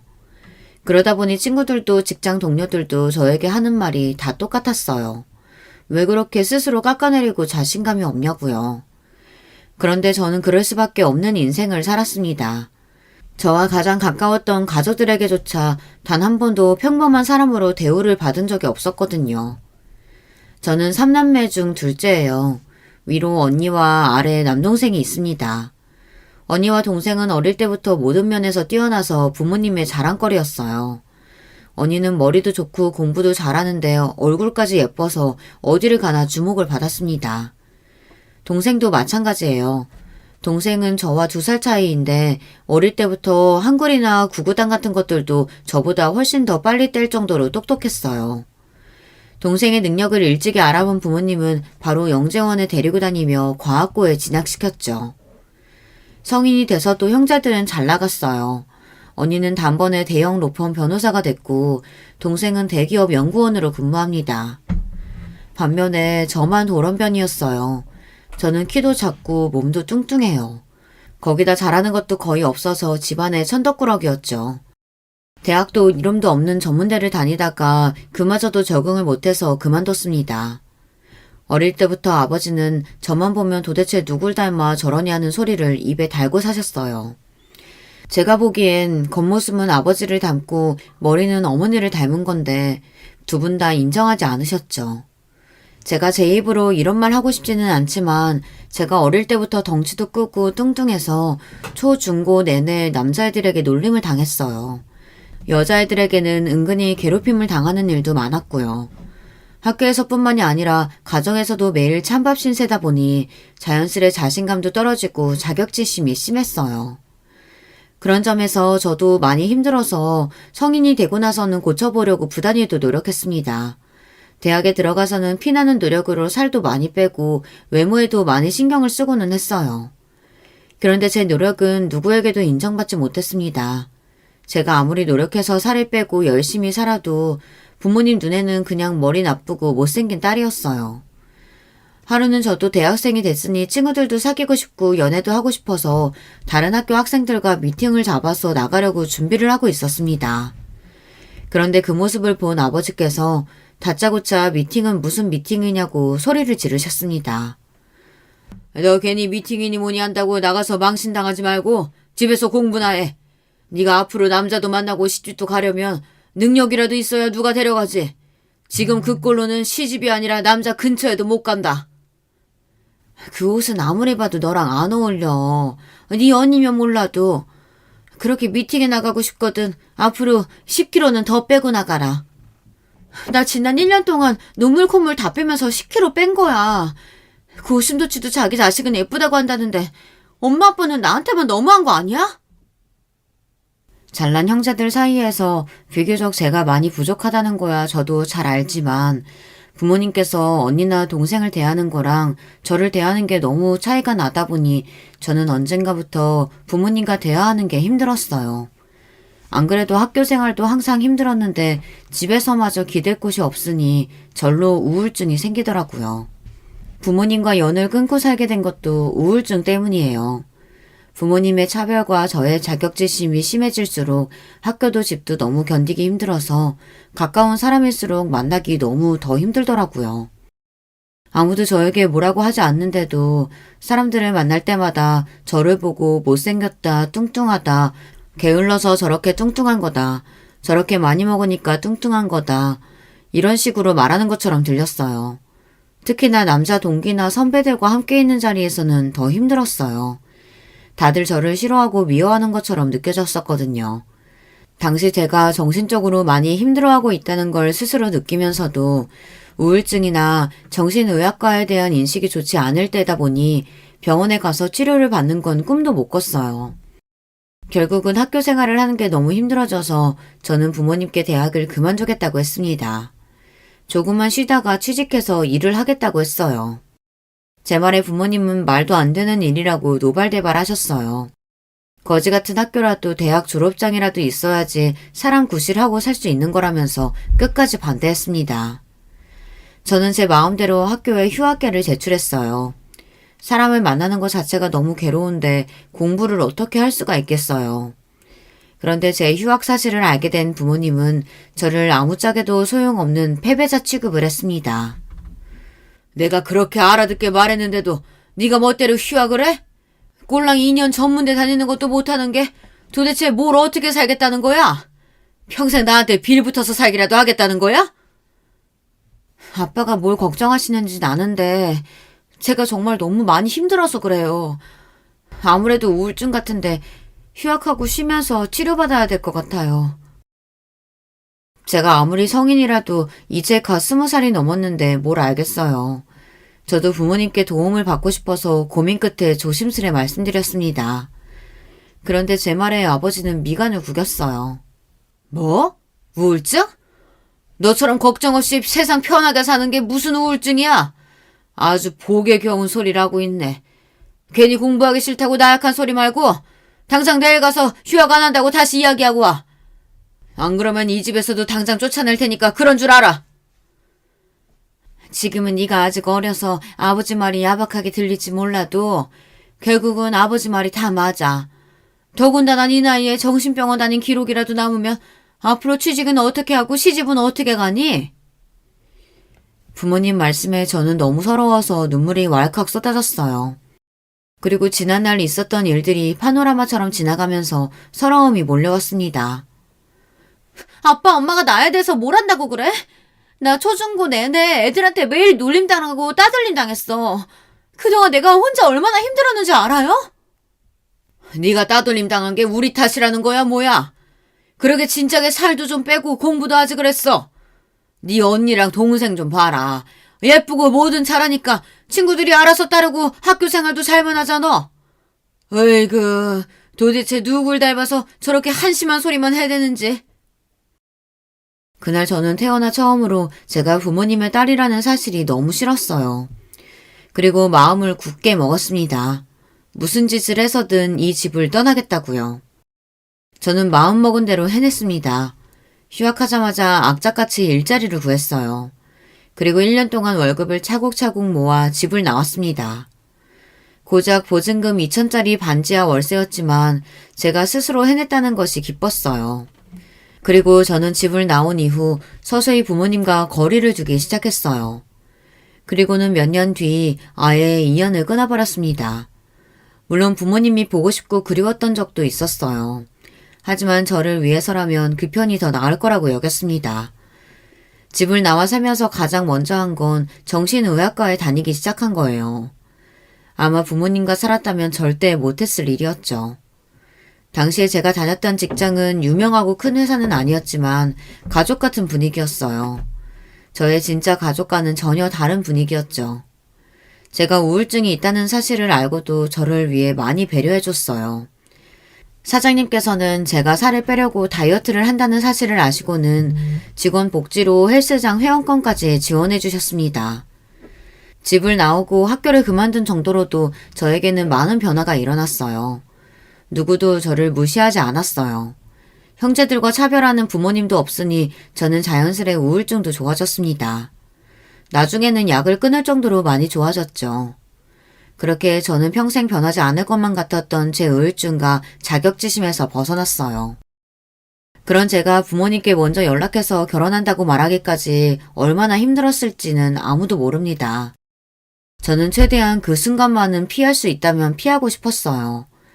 혹시나 부모님을 다시 만나게 되면 제가 다시 예전의 저로 돌아가기라도 할까 봐서요. 제가 어떤 마음으로 연락했는지 알 리 없는 아버지는 상견례에도 결혼식에도 오지 않았어요. 저는 마음이 좋지는 않았지만 애써 담담하게 결혼식을 올렸습니다. 아이가 생겨서 갑작스레 한 결혼이었지만 저는 누구보다 행복하게 살고 싶었어요. 사실 저는 남편에 대해 아는 게 별로 없었어요. 연애라고 해봤자 3개월 정도밖에 하지 못하고 아이가 생겨서 결혼했으니까요. 저는 다른 건 몰라도 남편이 좋은 사람이라고 생각했어요. 자상하거나 말을 살갑게 하지는 않았지만 임신한 저를 위해 퇴근하고 오면 집안일도 알아서 잘하고 맛있는 걸 만들어주기도 했거든요. 남들은 그거야 남편이면 당연한 거 아니냐고 할지는 모르겠지만 저는 마흔이 다 될 때까지 살면서 누가 저를 위해 무언가 해준 기억이 많지 않기 때문에 남편이 사소하게만 챙겨줘도 행복했습니다. 이 정도 남편이라면 앞으로 좋은 가정을 꾸릴 수 있겠다 싶었습니다. 그런데 역시나 제 팔자는 사랑받고 살기는 그른 팔자인가 봅니다. 제 결혼 생활은 시작부터 삐걱거렸거든요. 특히나 시동생과 동서가 결혼한 이후 더 그랬습니다. 처음에 제가 말한 대로 그 재수없는 경선 씨가 제 동서가 됐어요. 동서와 시동생은 그 술자리 이후 1년 정도 연애를 했다네요. 제가 만삭이라 배가 남산만하게 불렀을 때 둘은 결혼식을 올렸습니다. 동서는 결혼식을 올리고 한 가족이 된 뒤에도 여전히 재수가 없었어요. 시댁에서 저와 마주칠 때마다 한마디씩 툭툭 내뱉는데 사람 기분을 아주 더럽게 만들더군요. 한 번은 그런 적이 있었어요. 제가 배가 너무 많이 나와서 잘 앉지도 서 있지도 못할 때였습니다. 그런데 시댁 제삿날 동서는 제사가 다 끝나고 나서야 나타났어요. 이미 제사도 다 끝나고 친척들까지 모두 다 돌아갔는데 그제야 나타난 동서와 시동생은 현관문을 열고 들어와서는 일이 많아 늦었다고 너무 죄송하다고 애교를 피우며 들어오더라고요. 아이고 바쁜데 뭐하러 왔어? 제사상이라고 얼마 차리지도 않았는데 온 김에 과일이나 좀 먹고 가라. 저희 시댁은 장남, 차남 심하게 나누는 집안이었어요. 시아버지도 장남이라 항상 제사를 도맡아 하셨기 때문에 집안의 모든 대소사는 장남이 맡아서 하는 게 당연하다고 생각하시는 분들이었죠. 더군다나 차남인 시동생은 대기업에 다니고 저희 남편은 중소기업에 다니다 보니 은근 시부모님도 시동생을 더 챙기셨어요. 아무래도 시동생은 매달 생활비에 용돈도 두둑하게 챙겨드리는데 저희는 상대적으로 용돈도 드리지 못하니 당연한 일이었죠. 더군다나 당시에 저는 회사를 그만둔 상태라 아무리 임신해서 만삭이라고 해도 동서와 달리 제사에 오는 걸 당연하게 생각하셨어요. 만삭인 형님도 오시는데 저도 당연히 와야죠. 그리고 어머님 아버님께 드릴 말씀도 있고요. 동서는 마음에도 없는 소리를 해대며 아주 알랑방귀를 껴댔습니다. 그러더니 한다는 말이 동서도 임신을 했다네요. 결혼한 지 얼마 되지도 않았는데 아유 우리 며느리 장하구나. 잘했다 잘했어. 내년이면 우리 집에 귀여운 손주가 둘이나 돌아다닐 테니 내가 밥을 안 먹어도 배가 다 부르겠다. 에이 그래도 식사는 챙겨 드셔야죠. 제가 아버님 좋아하시는 복숭아 사왔으니까 금방 씻어다 드릴게요. 조금만 기다리세요. 어쩜 얼굴도 예쁜 애가 성격도 저렇게 둥글둥글 좋을까. 우리 집에 딸이 없어서 외로웠었는데 우리 둘째 며느리는 꼭 며느리가 아니라 딸 같아. 시부모님과 동서가 얼마나 죽이 척척 맞는지 저는 자꾸만 질투도 나고 괜히 심술도 나더라고요. 저는 애써 웃으며 동서에게 축하한다고 하고 혼자 주방에 들어가 설거지를 했어요. 그때 손에 복숭아를 잔뜩 들고 온 동서가 주방으로 따라 들어오더군요. 그러더니 제 곁으로 다가와 또 제 속을 긁어댔어요. 아, 형님 보니까 저 갑자기 우울해져요. 저도 형님처럼 배 그렇게 많이 나오면 어떡해요? 형님은 원래도 배가 많이 나와서 잘 모르시겠지만 저는 평생 배가 나와본 적이 없어서 너무 무섭거든요. 동서, 우리도 이제 가족인데 제발 그 말버릇 좀 고칠 수 없어? 명색이 내가 손윗 사람인데 말 좀 조심해서 해. 마음 같아서는 머리통을 한 대 쥐어받고 싶었지만 이성적으로 꾹 참았습니다. 동서는 제게 한마디 더 하려다가 시어머니께서 주방에 들어오시니 애써 입을 꾹 다물더군요. 그날 집에 돌아오면서 저는 기분이 너무 나빠서 남편에게 하소연을 좀 했어요. 동서가 저에게 그런 식으로 말했다고요. 그러자 남편이 하는 말이 더 기분이 나빴습니다. 그러게 아무리 임신했어도 관리 좀 하지 그랬어. 안 그래도 체격이 큰 사람이 임신까지 하니까 더 커 보여. 당신 내가 정말 부탁하는데 애 낳으면 진짜 관리 좀 해. 애 낳았는데도 재수 씨보다 뚱뚱하면 당신도 민망하지 않겠어? 남편은 처음엔 안 그러더니 동서가 들어온 이후 제 외모나 몸매를 가지고 유난히 지적을 많이 했습니다. 저도 알아요. 제가 동서보다 못생기고 뚱뚱하다는 걸요. 하지만 저와 남편은 부부잖아요. 아무리 아이가 생겨서 결혼했다고 해도 가족인데 최소한의 예의를 지켜야 한다고 생각했습니다. 제가 남편에게 좀 서운한 내색을 하면 남편은 본인은 원래 무뚝뚝해서 살가운 말을 하거나 자상하게 대할 줄을 모른다네요. 제가 남편에게 바라는 건 많은 걸 바라는 게 아니었어요. 단지 이 세상에 적어도 한 명 정도는 제 편이 있었으면 그게 남편이었으면 했습니다. 그런데 제가 너무 많은 걸 바랬나 봅니다. 남편은 결혼하고 나서도 저에게 큰 관심이 없었어요. 저는 애써 남편을 이해하려고 했습니다. 저도 애교 있고 살가운 아내는 아니니 아이를 낳고 살다 보면 우리 부부도 나아지겠지 기대했어요. 그런데 남편은 아이가 태어났는데도 별로 달라지지 않았어요. 오히려 전보다 더 밖으로 놀면서 저나 아이를 방치했습니다. 제가 육아가 너무 힘들어서 주말만이라도 좀 도와달라고 했는데 남편은 항상 외면했습니다. 오히려 전보다 더 친구들을 자주 만나고 술도 많이 먹었어요. 남편은 애가 기저귀를 뗄 때까지 단 한 번도 애 기저귀를 갈아준 적이 없습니다. 어느 땐 남편이 저와 아이를 사랑하기는 하나 싶었어요. 한 번은 제가 너무 육아에 지쳐 서러워서 술에 취해 들어온 남편에게 쏘아붙였습니다. 당신 너무한 거 아니야? 나 당신 아내고 저기 자고 있는 애는 당신 아들이야. 그런데 어떻게 이 정도로 신경을 안 쓸 수가 있어? 나는 그렇다 치고 당신 우리 아들 사랑하기는 하는 거야? 저는 남편에게 물으면서 겁이 났습니다. 남편이 저나 아들을 사랑하지 않는다고 말하기라도 할까 봐서요. 아유 진짜 지겨워. 내가 너나 애나 먹고 살게 해줬으면 된 거지. 도대체 뭘 더 바라는 거야? 남편은 소리를 버럭 지르고 나서는 방문을 쾅 닫고 들어가 버렸어요. 그리고는 평소처럼 저와 아들에게 무신경한 채 지냈습니다. 그 순간 알겠더라고요. 남편이 저를 사랑해서 결혼하지 않았다는 걸요. 제가 걱정했던 대로 남편은 아이가 생겨서 할 수 없이 한 결혼이었어요. 차라리 그렇게 생각하고 나니 마음이 편하더군요. 저는 그날 이후 일절 남편에게 도와달라고 하지 않았습니다. 이제와 결혼을 물을 수도 없으니 아이를 키우는 동안은 그냥 이렇게 지내는 수밖에 없겠다 생각했죠. 그렇게 시간이 지나 아이도 어린이집에 다닐 정도로 자랐어요. 저와 남편은 여전히 대면대면하게 남보다 못한 사이로 살고 있었습니다. 그러던 어느 날이었어요. 그날도 어김없이 남편은 새벽이 되어야 집에 들어왔어요. 그런데 남편이 그날은 평소와 좀 다르더군요. 뚜렷한 증거는 없었지만 분명 남편은 이상했습니다. 회식하고 왔다는 사람한테 술 냄새는 하나도 안 나고 여자 냄새가 났어요. 왜 여자들은 알잖아요. 밖에서 일하고 들어온 남편한테 나는 꼬릿한 냄새요. 늦게 들어오는 날이면 남편에게서 항상 그 꼬릿한 땀 냄새가 났었는데 최근 들어 자꾸만 미묘한 방향제 냄새 같은 게 났어요. 회식한다고 하지 않았어? 밤새 술 마시고 온 사람이 어쩜 술 냄새가 하나도 안 나? 요즘 식당엔 옷에 뿌리라고 방향제 다 비치되어 있는 거 몰라? 몸에서 고기 냄새 하도 나는 것 같아서 그거 좀 뿌렸더니 냄새 안 나나 보지.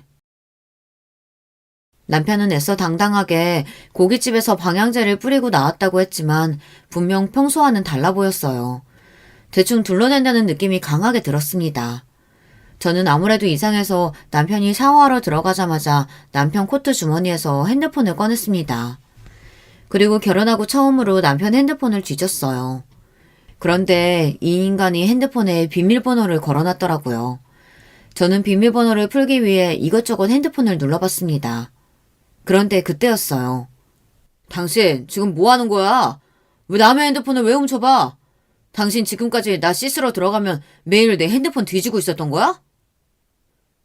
제가 이렇게 허술해요. 몰래 남편 핸드폰을 뒤지려다가 걸렸습니다. 몇 번 보다가 걸린 거면 억울하지도 않습니다.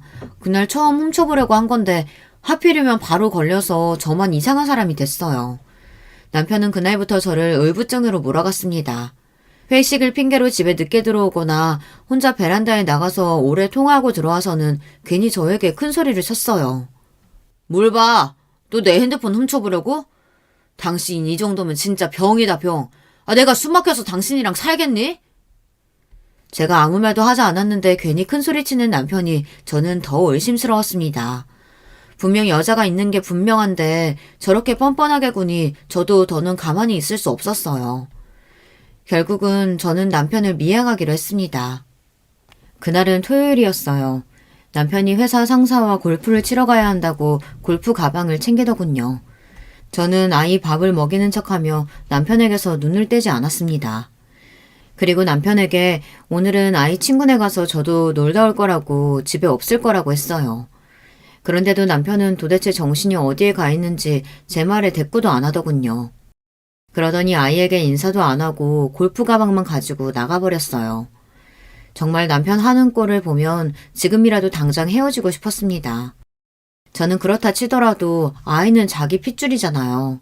그런데도 애한테조차 관심이 없는 모습에 정이 뚝 떨어졌어요. 저는 속상한 마음도 잠시 곧바로 아이를 동네 아는 엄마에게 맡기고 곧장 남편의 뒤를 밟았습니다. 이날을 위해 제가 렌트카까지 빌렸다니까요. 그런데 생각지도 못한 일이 벌어졌어요. 남편 차가 집을 빠져나와 익숙한 동네로 들어서더니 시동생 네 아파트 단지로 들어가더군요. 저는 곧장 차를 돌려 아파트 출구 쪽으로 가서 남편 차가 나오기만을 기다렸어요. 저는 혼자 별의별 생각을 다 했습니다. 도대체 남편이 주말에 시동네 아파트는 왜 온 건가 싶어서요. 그리고 일말에 기대를 했습니다. 이대로 남편 차가 경기도에 있는 골프장으로 향하기만을 바랬습니다. 그런데 남편의 차는 괜히 동네를 몇 바퀴 더 돌았어요. 그러더니 차차 본색을 드러내더군요. 대낮부터 모텔이 즐비한 모텔촌으로 차를 옮겼어요. 저는 남편의 차를 뒤쫓을수록 더 의문만 생겼습니다. 집을 나와 들린 곳이라고는 시동생네 집밖에 없는데 뜬금없이 모텔이라뇨. 그 순간 제 머리에 번뜩이는 생각이 들었습니다. 옳거니 상간녀년이 먼저 모텔에서 기다리는가 보다 싶었죠. 역시나 제 예상이 맞았습니다. 남편은 모텔에 가 근처를 빙빙 돌더니만 결국은 모텔 주차장으로 들어갔어요. 제 입에서는 절로 쌍욕이 튀어나왔습니다. 저는 애써 벌벌 떨리는 가슴을 부여잡으며 남편 차가 들어간 모텔 주차장으로 따라 들어갔습니다. 그런데 잠시 뒤 저는 충격적인 모습을 목격하고 말았어요. 글쎄 남편 차 조수석에서 내린 건 다름 아닌 동서였습니다. 저의 전 직장 동료이자 시동생의 아내인 동서 말이죠.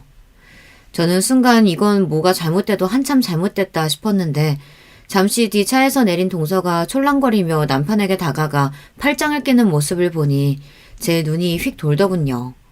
그 순간 저는 곧바로 차에서 내려 두 연놈에게 달려들었습니다. 그러고는 곧장 동서 머리채부터 잡아챘어요. 이 년놈들이 미쳤나? 여기가 어디라고 둘이 팔짱을 끼고 들어와? 그 순간 저는 눈에 뵈는 게 아무것도 없었어요. 오로지 지금 내 눈앞에 보이는 이 년놈들을 죽일 생각밖에 없었습니다. 자기야, 이 여자 지금 뭐 하는 거야? 빨리 떼줘. 이 돼지같이 무식한 옆에 애야. 손 안 나? 뭐? 자기? 너 진짜 돌았니? 네 남편은 어디다가 두고 남의 남편 데리고 모텔에 들어가? 저는 동서 머리채를 잡은 손에 힘을 세게 주고는 마구 흔들어댔습니다. 그때였어요. 제 남편이자 제 아들의 아버지인 인간이 제가 동서 머리채를 흔드는 사이 세상에서 가장 찌질한 모습으로 도망치더니 차를 가지고 순식간에 도망쳐버렸어요. 저와 동서년을 모텔 주차장에 그대로 둔 채 말이죠. 순간 저는 물론이고 동서년까지 기가 차서 정신없이 모텔 주차장을 벗어나는 남편의 차 뒤에다 대고 소리를 질렀습니다. 정말 지금 생각해도 너무 기가 차고 어이가 없어요. 세상에 병신도 저런 병신이 있나 싶어서요. 그제야 제 손에서 벗어난 동서년이 적반하장인지 제 어깨를 밀어내며 지금 뭐 하는 거냐고 오히려 대묻더군요. 저는 순간 황당해서 절로 웃음이 튀어나왔어요. 그 상황이 너무 기가 차서요. 너야말로 내 남편이랑 여기 뭐하러 왔는데? 거짓말할 생각 말고 똑똑히 말해. 안 그러면 지금 당장 네 남편까지 부를 테니까. 남편이 모텔을 벗어난 지 좀 됐는데도 저는 혼란스러운 마음이 좀처럼 나아지질 않았어요. 제 눈앞에 벌어진 이 상황을 어떻게 정리해야 할지 가늠조차 되질 않았죠. 그런데 그때였습니다. 갑자기 표정이 변한 동서가 말을 바꾸기 시작했어요. 어머 형님, 도대체 여기가 어딘데 저를 데리고 오신 거예요? 도무지 여기가 어딘지 모르겠네요. 동서는 갑자기 저더러 형님이라고 부르더니 여기에 왜 온 거냐며 발연기를 했습니다. 저야말로 어이가 없어서 멍하니 동서 얼굴을 노려봤어요. 그러자 다시 순식간에 얼굴이 변한 동서가 제게 바짝 다가오더니 욕을 퍼붓기 시작하더군요. 아씨, 대충 넘어가라고 했더니 네가 뭘 잘났다고 꼬나봐. 너 지금 뭔가 단단히 착각했나 본데 네 남편도 홀라당 튀어버린 마당에 내가 여길 네 남편이랑 왔다는 증거가 있어? 도대체 무슨 증거가 있다고 지랄이야.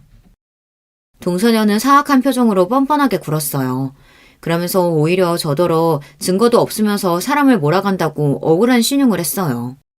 저는 이미 너무 혼란스러워서 무슨 말을 해야 할지 몰랐습니다. 남편과 동서가 있는 모습을 보니 화가 나서 다짜고짜 머리끄댕이부터 잡기는 했지만 동서년 말대로 증거가 필요했어요. 이미 남편은 도망쳤습니다. 자기는 이 모텔에 온 적도 없고 왔다고 해도 동서와 온 적이 없다고 잡았다면 제가 이 두 년놈들의 불륜 사실을 입증할 방법이 없어요. 더군다나 제스 씨와 아주버님이 불륜이라는 사실을 어느 누가 믿겠어요. 제가 혼란스러워하고 있다는 사실을 금방 눈치챈 동서가 슬쩍 미소를 지어 보이더니 저에게 다가왔습니다. 우리 형님 많이 놀랐나 보다. 그러게 여기까지 찾아왔어요. 그냥 평소처럼 눈치 없는 옆에내로 살 것이지. 도대체 언제부터야? 언제부터 둘이 이런 더러운 짓 하고 다닌 거냐고? 뭐래? 내가 형님 이렇게 불러주고 용석이 오빠랑 애 좀 낳고 몇 년 살았다고 형님이 진짜 용석이 오빠 마누라라도 되는 줄 알아? 오빠는 형님 좋아한 적 없어요. 나 질투하게 하려고 하다가 실수로 애 생겨서 어쩔 수 없이 형님이랑 결혼한 거라고요. 순간 저는 제 두 귀를 의심했습니다. 재수없는 상간녀년이 일부러 저를 도발하려고 하는 소리라고밖에 생각할 수 없었죠. 그때 술자리에서 용석이 오빠가 정말 형님이 마음에 들어서 집까지 데려다 주겠다고 따라간 줄 아는 거예요? 와, 착각도 유분수가 있지. 어떤 남자가 형님처럼 못생기고 뚱뚱한 여자를 좋아해. 용석이 오빠가 원래 전부터 나 좋다고 따라다녔었는데 내가 안 받아주니까 그날도 심술나서 아무 여자한테나 관심 있는 척 한 거예요. 더러운 년이 뭘 잘했다고 아무 말이나 짓거리고 있어. 닥쳐! 난 네 말 안 믿으니까. 직장 생활할 때부터 경선이 인연이 하는 더러운 꼴은 많이 봤습니다. 인연 입에서 나오는 소리가 사실일 리 없어요. 내가 이미 볼 꼴 못 볼 꼴 다 들킨 마당에 뭐하러 거짓말하겠어요. 그리고 용석이 오빠가 그러더라고요. 사실 형님네 친정아버지가 검사라는 소리에 솔깃해서 좀 꼬셔볼까 했던 거라고. 그러니까 형님은 나 아니었으면 용석이 오빠랑은 결혼 못했다니까요? 정말이지 손이 떨리고 머리가 다 지끈거렸습니다. 물론 남편과 제가 대단한 사랑을 해서 결혼을 한 건 아니었지만 그래도 이 정도로 최악인 줄은 몰랐어요. 남편은 처음부터 저한테 관심이 있었던 게 아니라네요. 남편이 대학 때부터 동서를 좋아서 따라다녔대요. 근데 대학교를 졸업하고 나서도 동서가 남편한테 매일 간만 보고 어장관리만 한 거죠. 그런 동서 때문에 마음이 조급했던 남편은 동서가 부르면 어디든 갔답니다. 그래서 그때도 회사 2차 회식 자리에 부르자마자 달려왔던 거고요. 그러나 여전히 본인에게는 관심이 없고 친구들에게까지 끼를 부리는 동서가 미워 잔뜩 화가 나 있었는데 그때 마침 동서와 별로 사이가 좋아 보이지 않았던 제가 눈에 띈 겁니다. 그래서 일부러 저한테 들이댄 거라네요. 더군다나 저희 친정아버지가 검사라는데 솔깃하기도 했고요. 그때 상황이야 어쨌든 이제는 둘 다 결혼했으면 잘 살았어야지. 어떻게 이런 더러운 짓거리를 할 수가 있어? 저는 더 듣고 싶지 않았습니다. 지난날의 일들도 끔찍하고 싫었지만 지금 당장 저에게는 눈에 넣어도 아프지 않을 아들이 있어요. 제 감정만 앞세우고 모든 일을 엉망으로 만들 수는 없었습니다. 더러운 짓인지 사랑인지 시간이 지나봐야 알죠. 나는 남편이랑 곧 이혼해요. 우린 결혼했을 때부터 둘이 안 맞아서 내내 싸우기만 하느라 제대로 산 날도 며칠 안 되거든요. 그 인간이랑 이혼하고 용석이 오빠랑 살 거예요. 그러니까 이왕 미리 알게 된 거 형님도 하루빨리 정리하고 그 집에서 아들 데리고 나가세요. 괜히 버티고 있다가 낙동갈 오리알 되지 마시고. 경선이 전혀 머리털을 쉽게 놓아주는 게 아니었습니다. 아까 잡았을 때 그냥 그대로 다 뽑아버려야 했어요. 그랬으면 뚫린 입이라고 저렇게 함부로 짓거리지는 못했을 테니까요. 세상에 저 같은 일을 당한 사람이 설마 또 있을까요? 동서녀는 자기 할 말만 퍼부은 채 도망갔어요. 저는 잠깐 사이 벌어진 끔찍한 상황에 어안이 벙벙해서 그 자리에서 꼼짝도 할 수가 없었습니다. 아들을 맡긴 동네 엄마에게 전화가 와서 저는 그제야 정신을 차리고 아이를 데리러 갔어요. 아들을 찾아서도 저는 집에 돌아가고 싶지 않았습니다.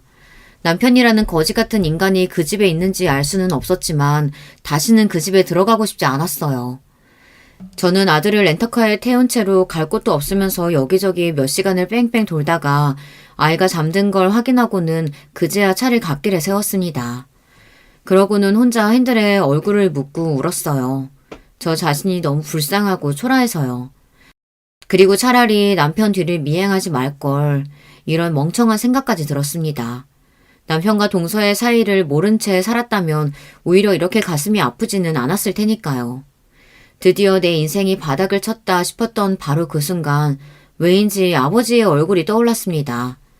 제가 아는 사람 중 세상에서 제일 똑똑한 사람이 바로 아버지였으니까요. 저는 10년 만에 무슨 용기가 났는지 곧바로 아버지에게 전화를 걸었습니다. 그리고 잠시 뒤 믿기지 않은 일이 벌어졌어요. 10년 만에 아버지께서 제 전화를 받았습니다. 저는 아버지에게 무슨 말이라도 해야 할 것 같았지만 할 말은 아무것도 떠오르지 않고 눈물만 자꾸만 차올랐습니다. 아빠, 제발 전화 끊지 마세요. 사실 나 지금 죽고 싶을 만큼 힘들어서 정말 너무 힘들어서 아빠한테 전화한 거예요. 제발 나 좀 도와줘요.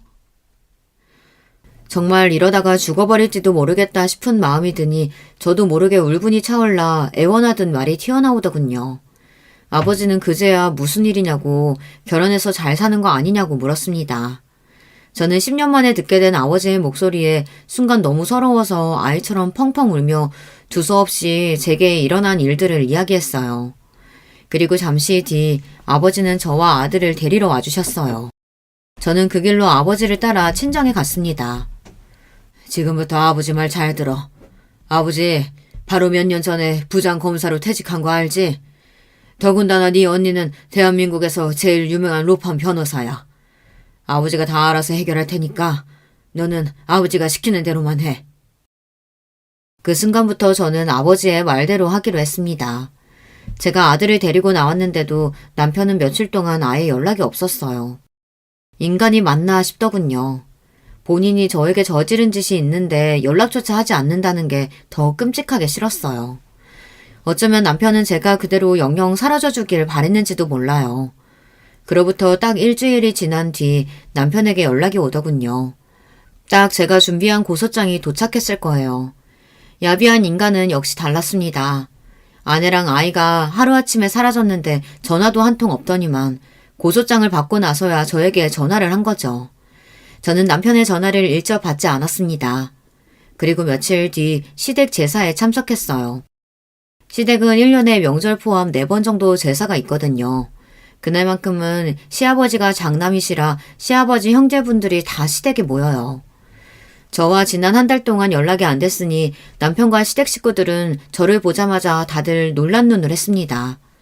남편과 동서는 저를 보자마자 할 말이 많은지 어떻게든 말할 기회를 엿보고 있었지만 저는 그런 남편과 동서의 시선을 무시했어요. 이런 상황을 알 리 없는 시어머니는 저에게 어쩜 한 달 동안이나 연락도 안 하냐고 볼멘 소리를 했어요. 역시나 예상대로 남편은 제가 집에 안 들어가고 있다는 이야기도 아직 안 했나 보더라고요. 거기다가 가소로운 동서녀는 저를 보자마자 아무 일 없었다는 듯 웃었어요. 그러고는 한다는 소리가 기가 막혔습니다. 어머님, 부부싸움 안 하는 부부가 어디 있어요. 형님이랑 아주버님도 좀 다투셨나 보죠. 저는 이해해요, 형님. 뻔뻔한 것도 능력이라면 능력이에요. 제가 보낸 고소장을 분명히 받았을 텐데 저렇게 태연하게 굴더라고요. 저는 그런 동서가 안 입고 와서 저도 똑같이 깔깔 소리 내며 웃어줬어요. 그치? 동서야말로 나를 제일 잘 이해하겠지. 아참, 그래서 동서는 서방님이랑 언제 이혼하는데? 저는 동서에게 언제 이혼할 거냐고 대놓고 물었습니다. 그러자 동서 얼굴이 금방이라도 터질 것처럼 빨개지더군요.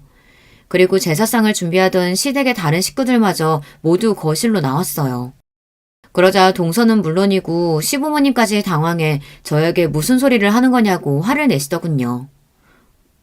어머, 이 형님이 지금 무슨 소리를 하는 거야? 무슨 말은 무슨 말이야. 동서가 그날 분명히 모텔 앞에서 그랬잖아. 서방님이랑 이혼할 거라고. 태연하게 뱉어낸 제 말에 시부모님이며 남편까지 깜짝 놀라더군요. 그리고 다른 식구들은 쑥덕거리기 시작했어요. 그 모습에 시부모님은 미간을 잔뜩 꾸기며 동서에게 모텔은 뭐고 이혼은 또 무슨 소리냐고 물었어요.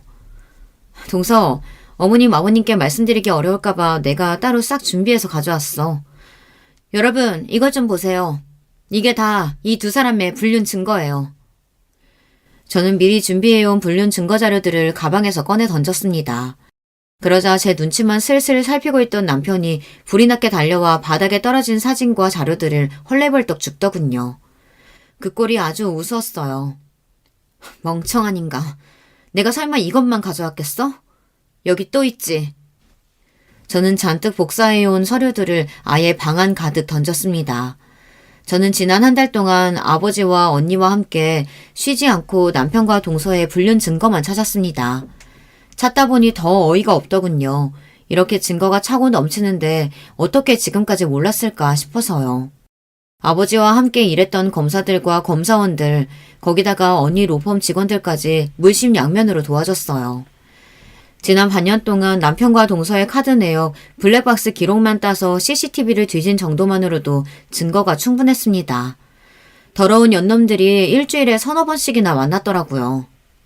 너희 사람 잘못 건드렸어. 너희들 덕분에 우리나라 최고 검사들이랑 변호사들이 다 힘을 합쳤으니까. 바닥에 떨어진 자료들을 확인한 가족들은 경악을 금치 못했습니다. 그럴만했죠. 세상에 아주버님과 재수씨 간의 불륜이라니요.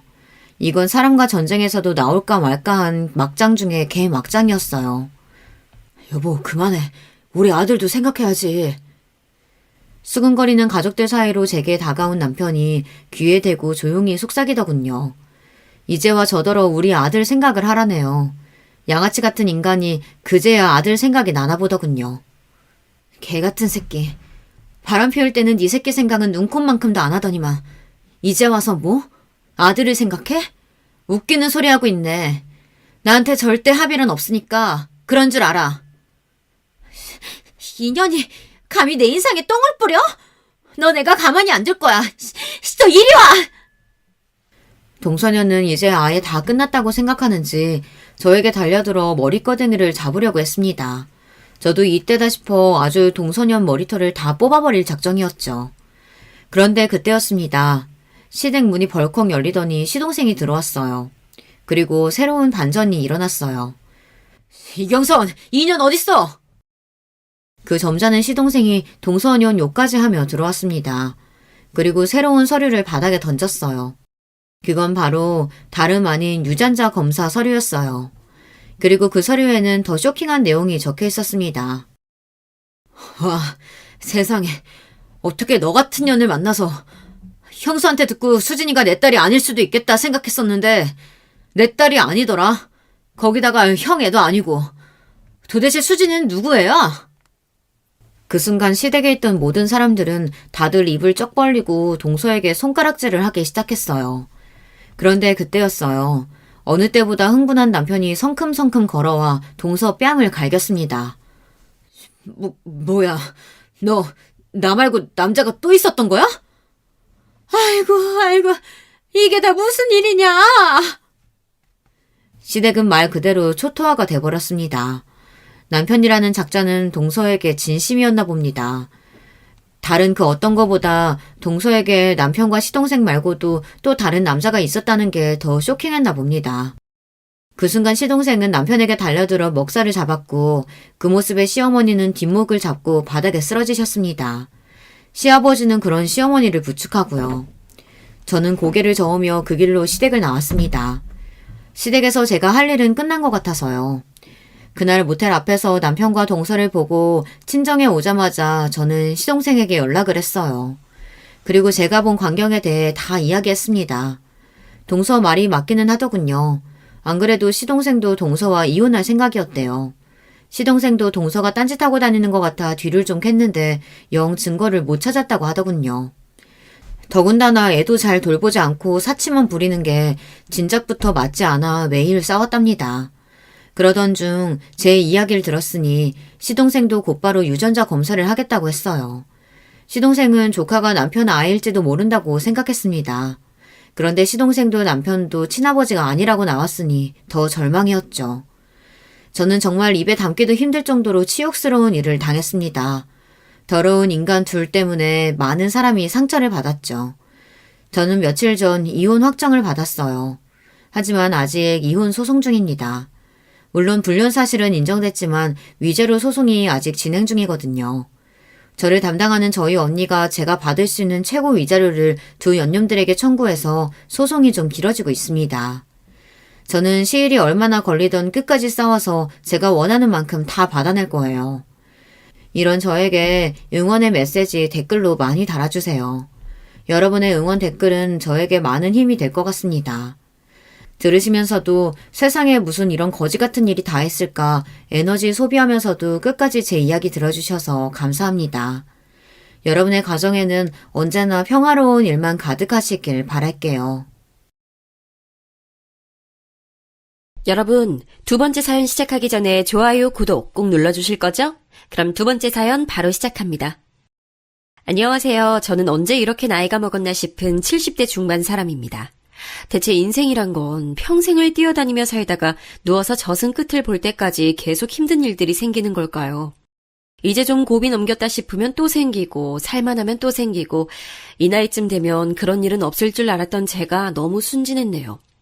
제 또래분들은 늘상 정신 똑바로 차리고 누구한테도 빈틈 보이지 말고 잘 살아가시길 바랍니다. 저는 겨우겨우 망신은 면했지만 아직 상처가 아주 아리게 남아있거든요. 전 어릴 적에 엄마 아버지 없이 자라서 친척 집에 맡겨져서 힘들게 자랐습니다. 그래도 형제들이 많아서 그런지 서로서로 의지하며 지냈어요. 전쟁 중에 엄마 아버지와 큰오빠까지 먼저 갔지만 그래도 제 바로 위에 있는 언니가 저를 엄마처럼 챙겨줬죠. 을순아, 이제 언니만 잘 따라다녀. 알았지? 정신 똑바로 차리고 살아야 해.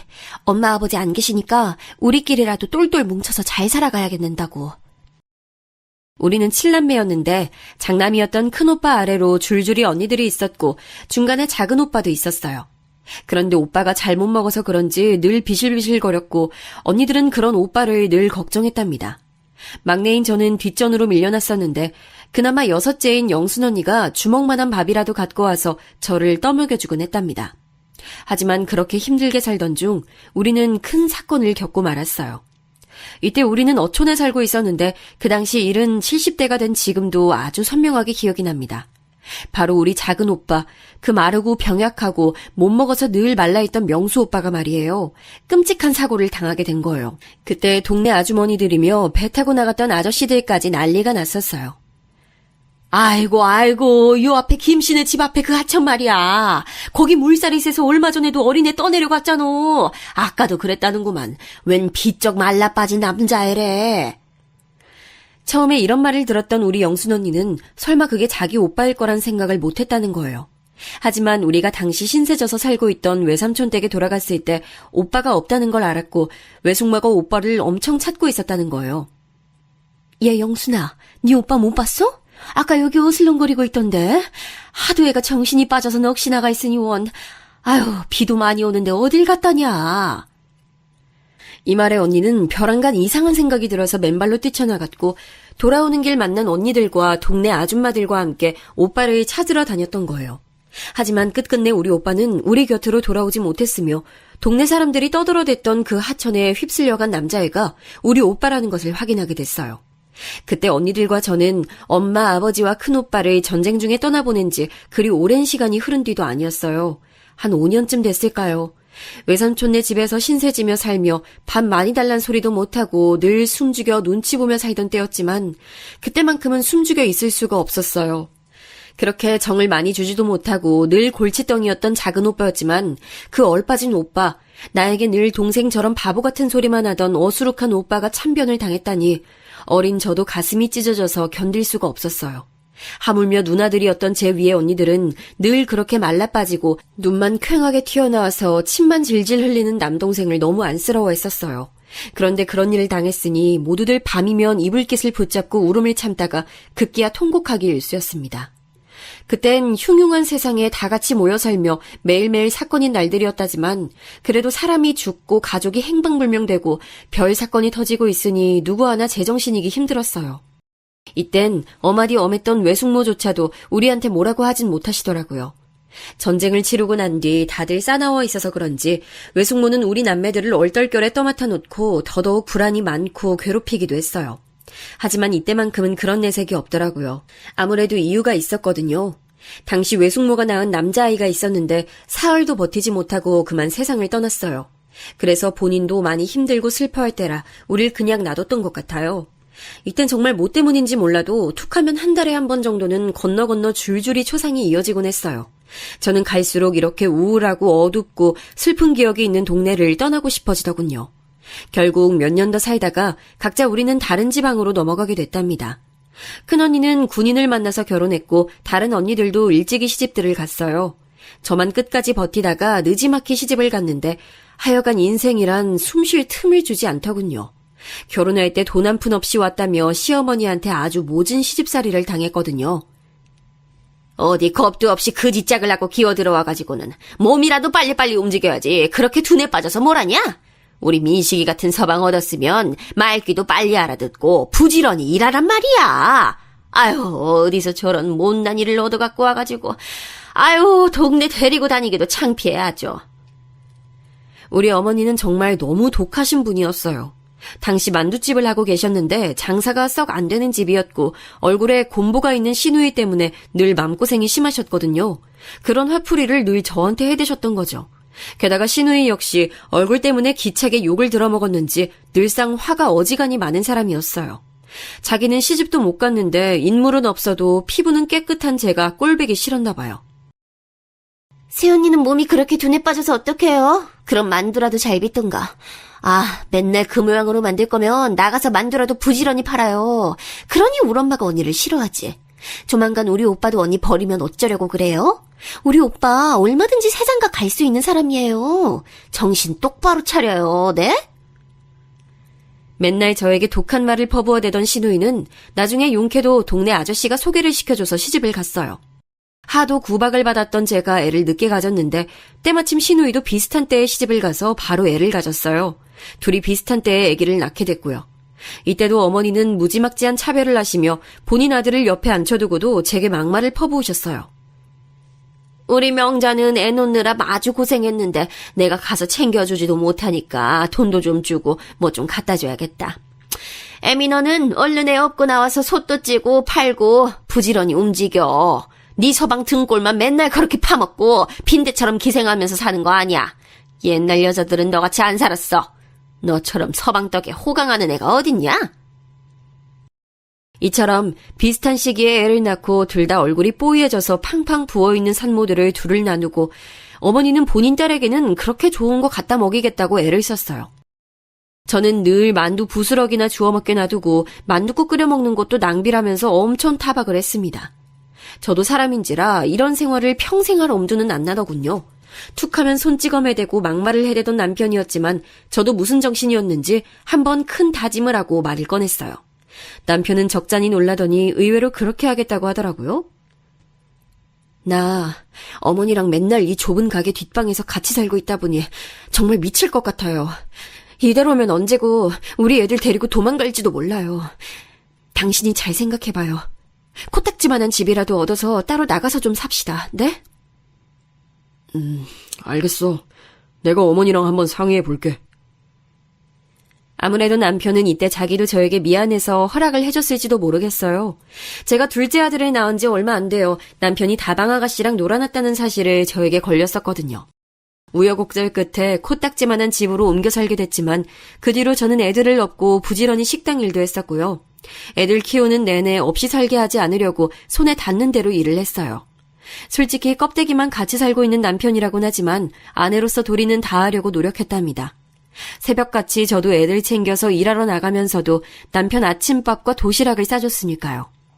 그렇게 알토란같이 모은 돈들을 가지고 우리 영순 언니가 알려준 정보대로 집을 조금씩 늘려가기 시작했어요.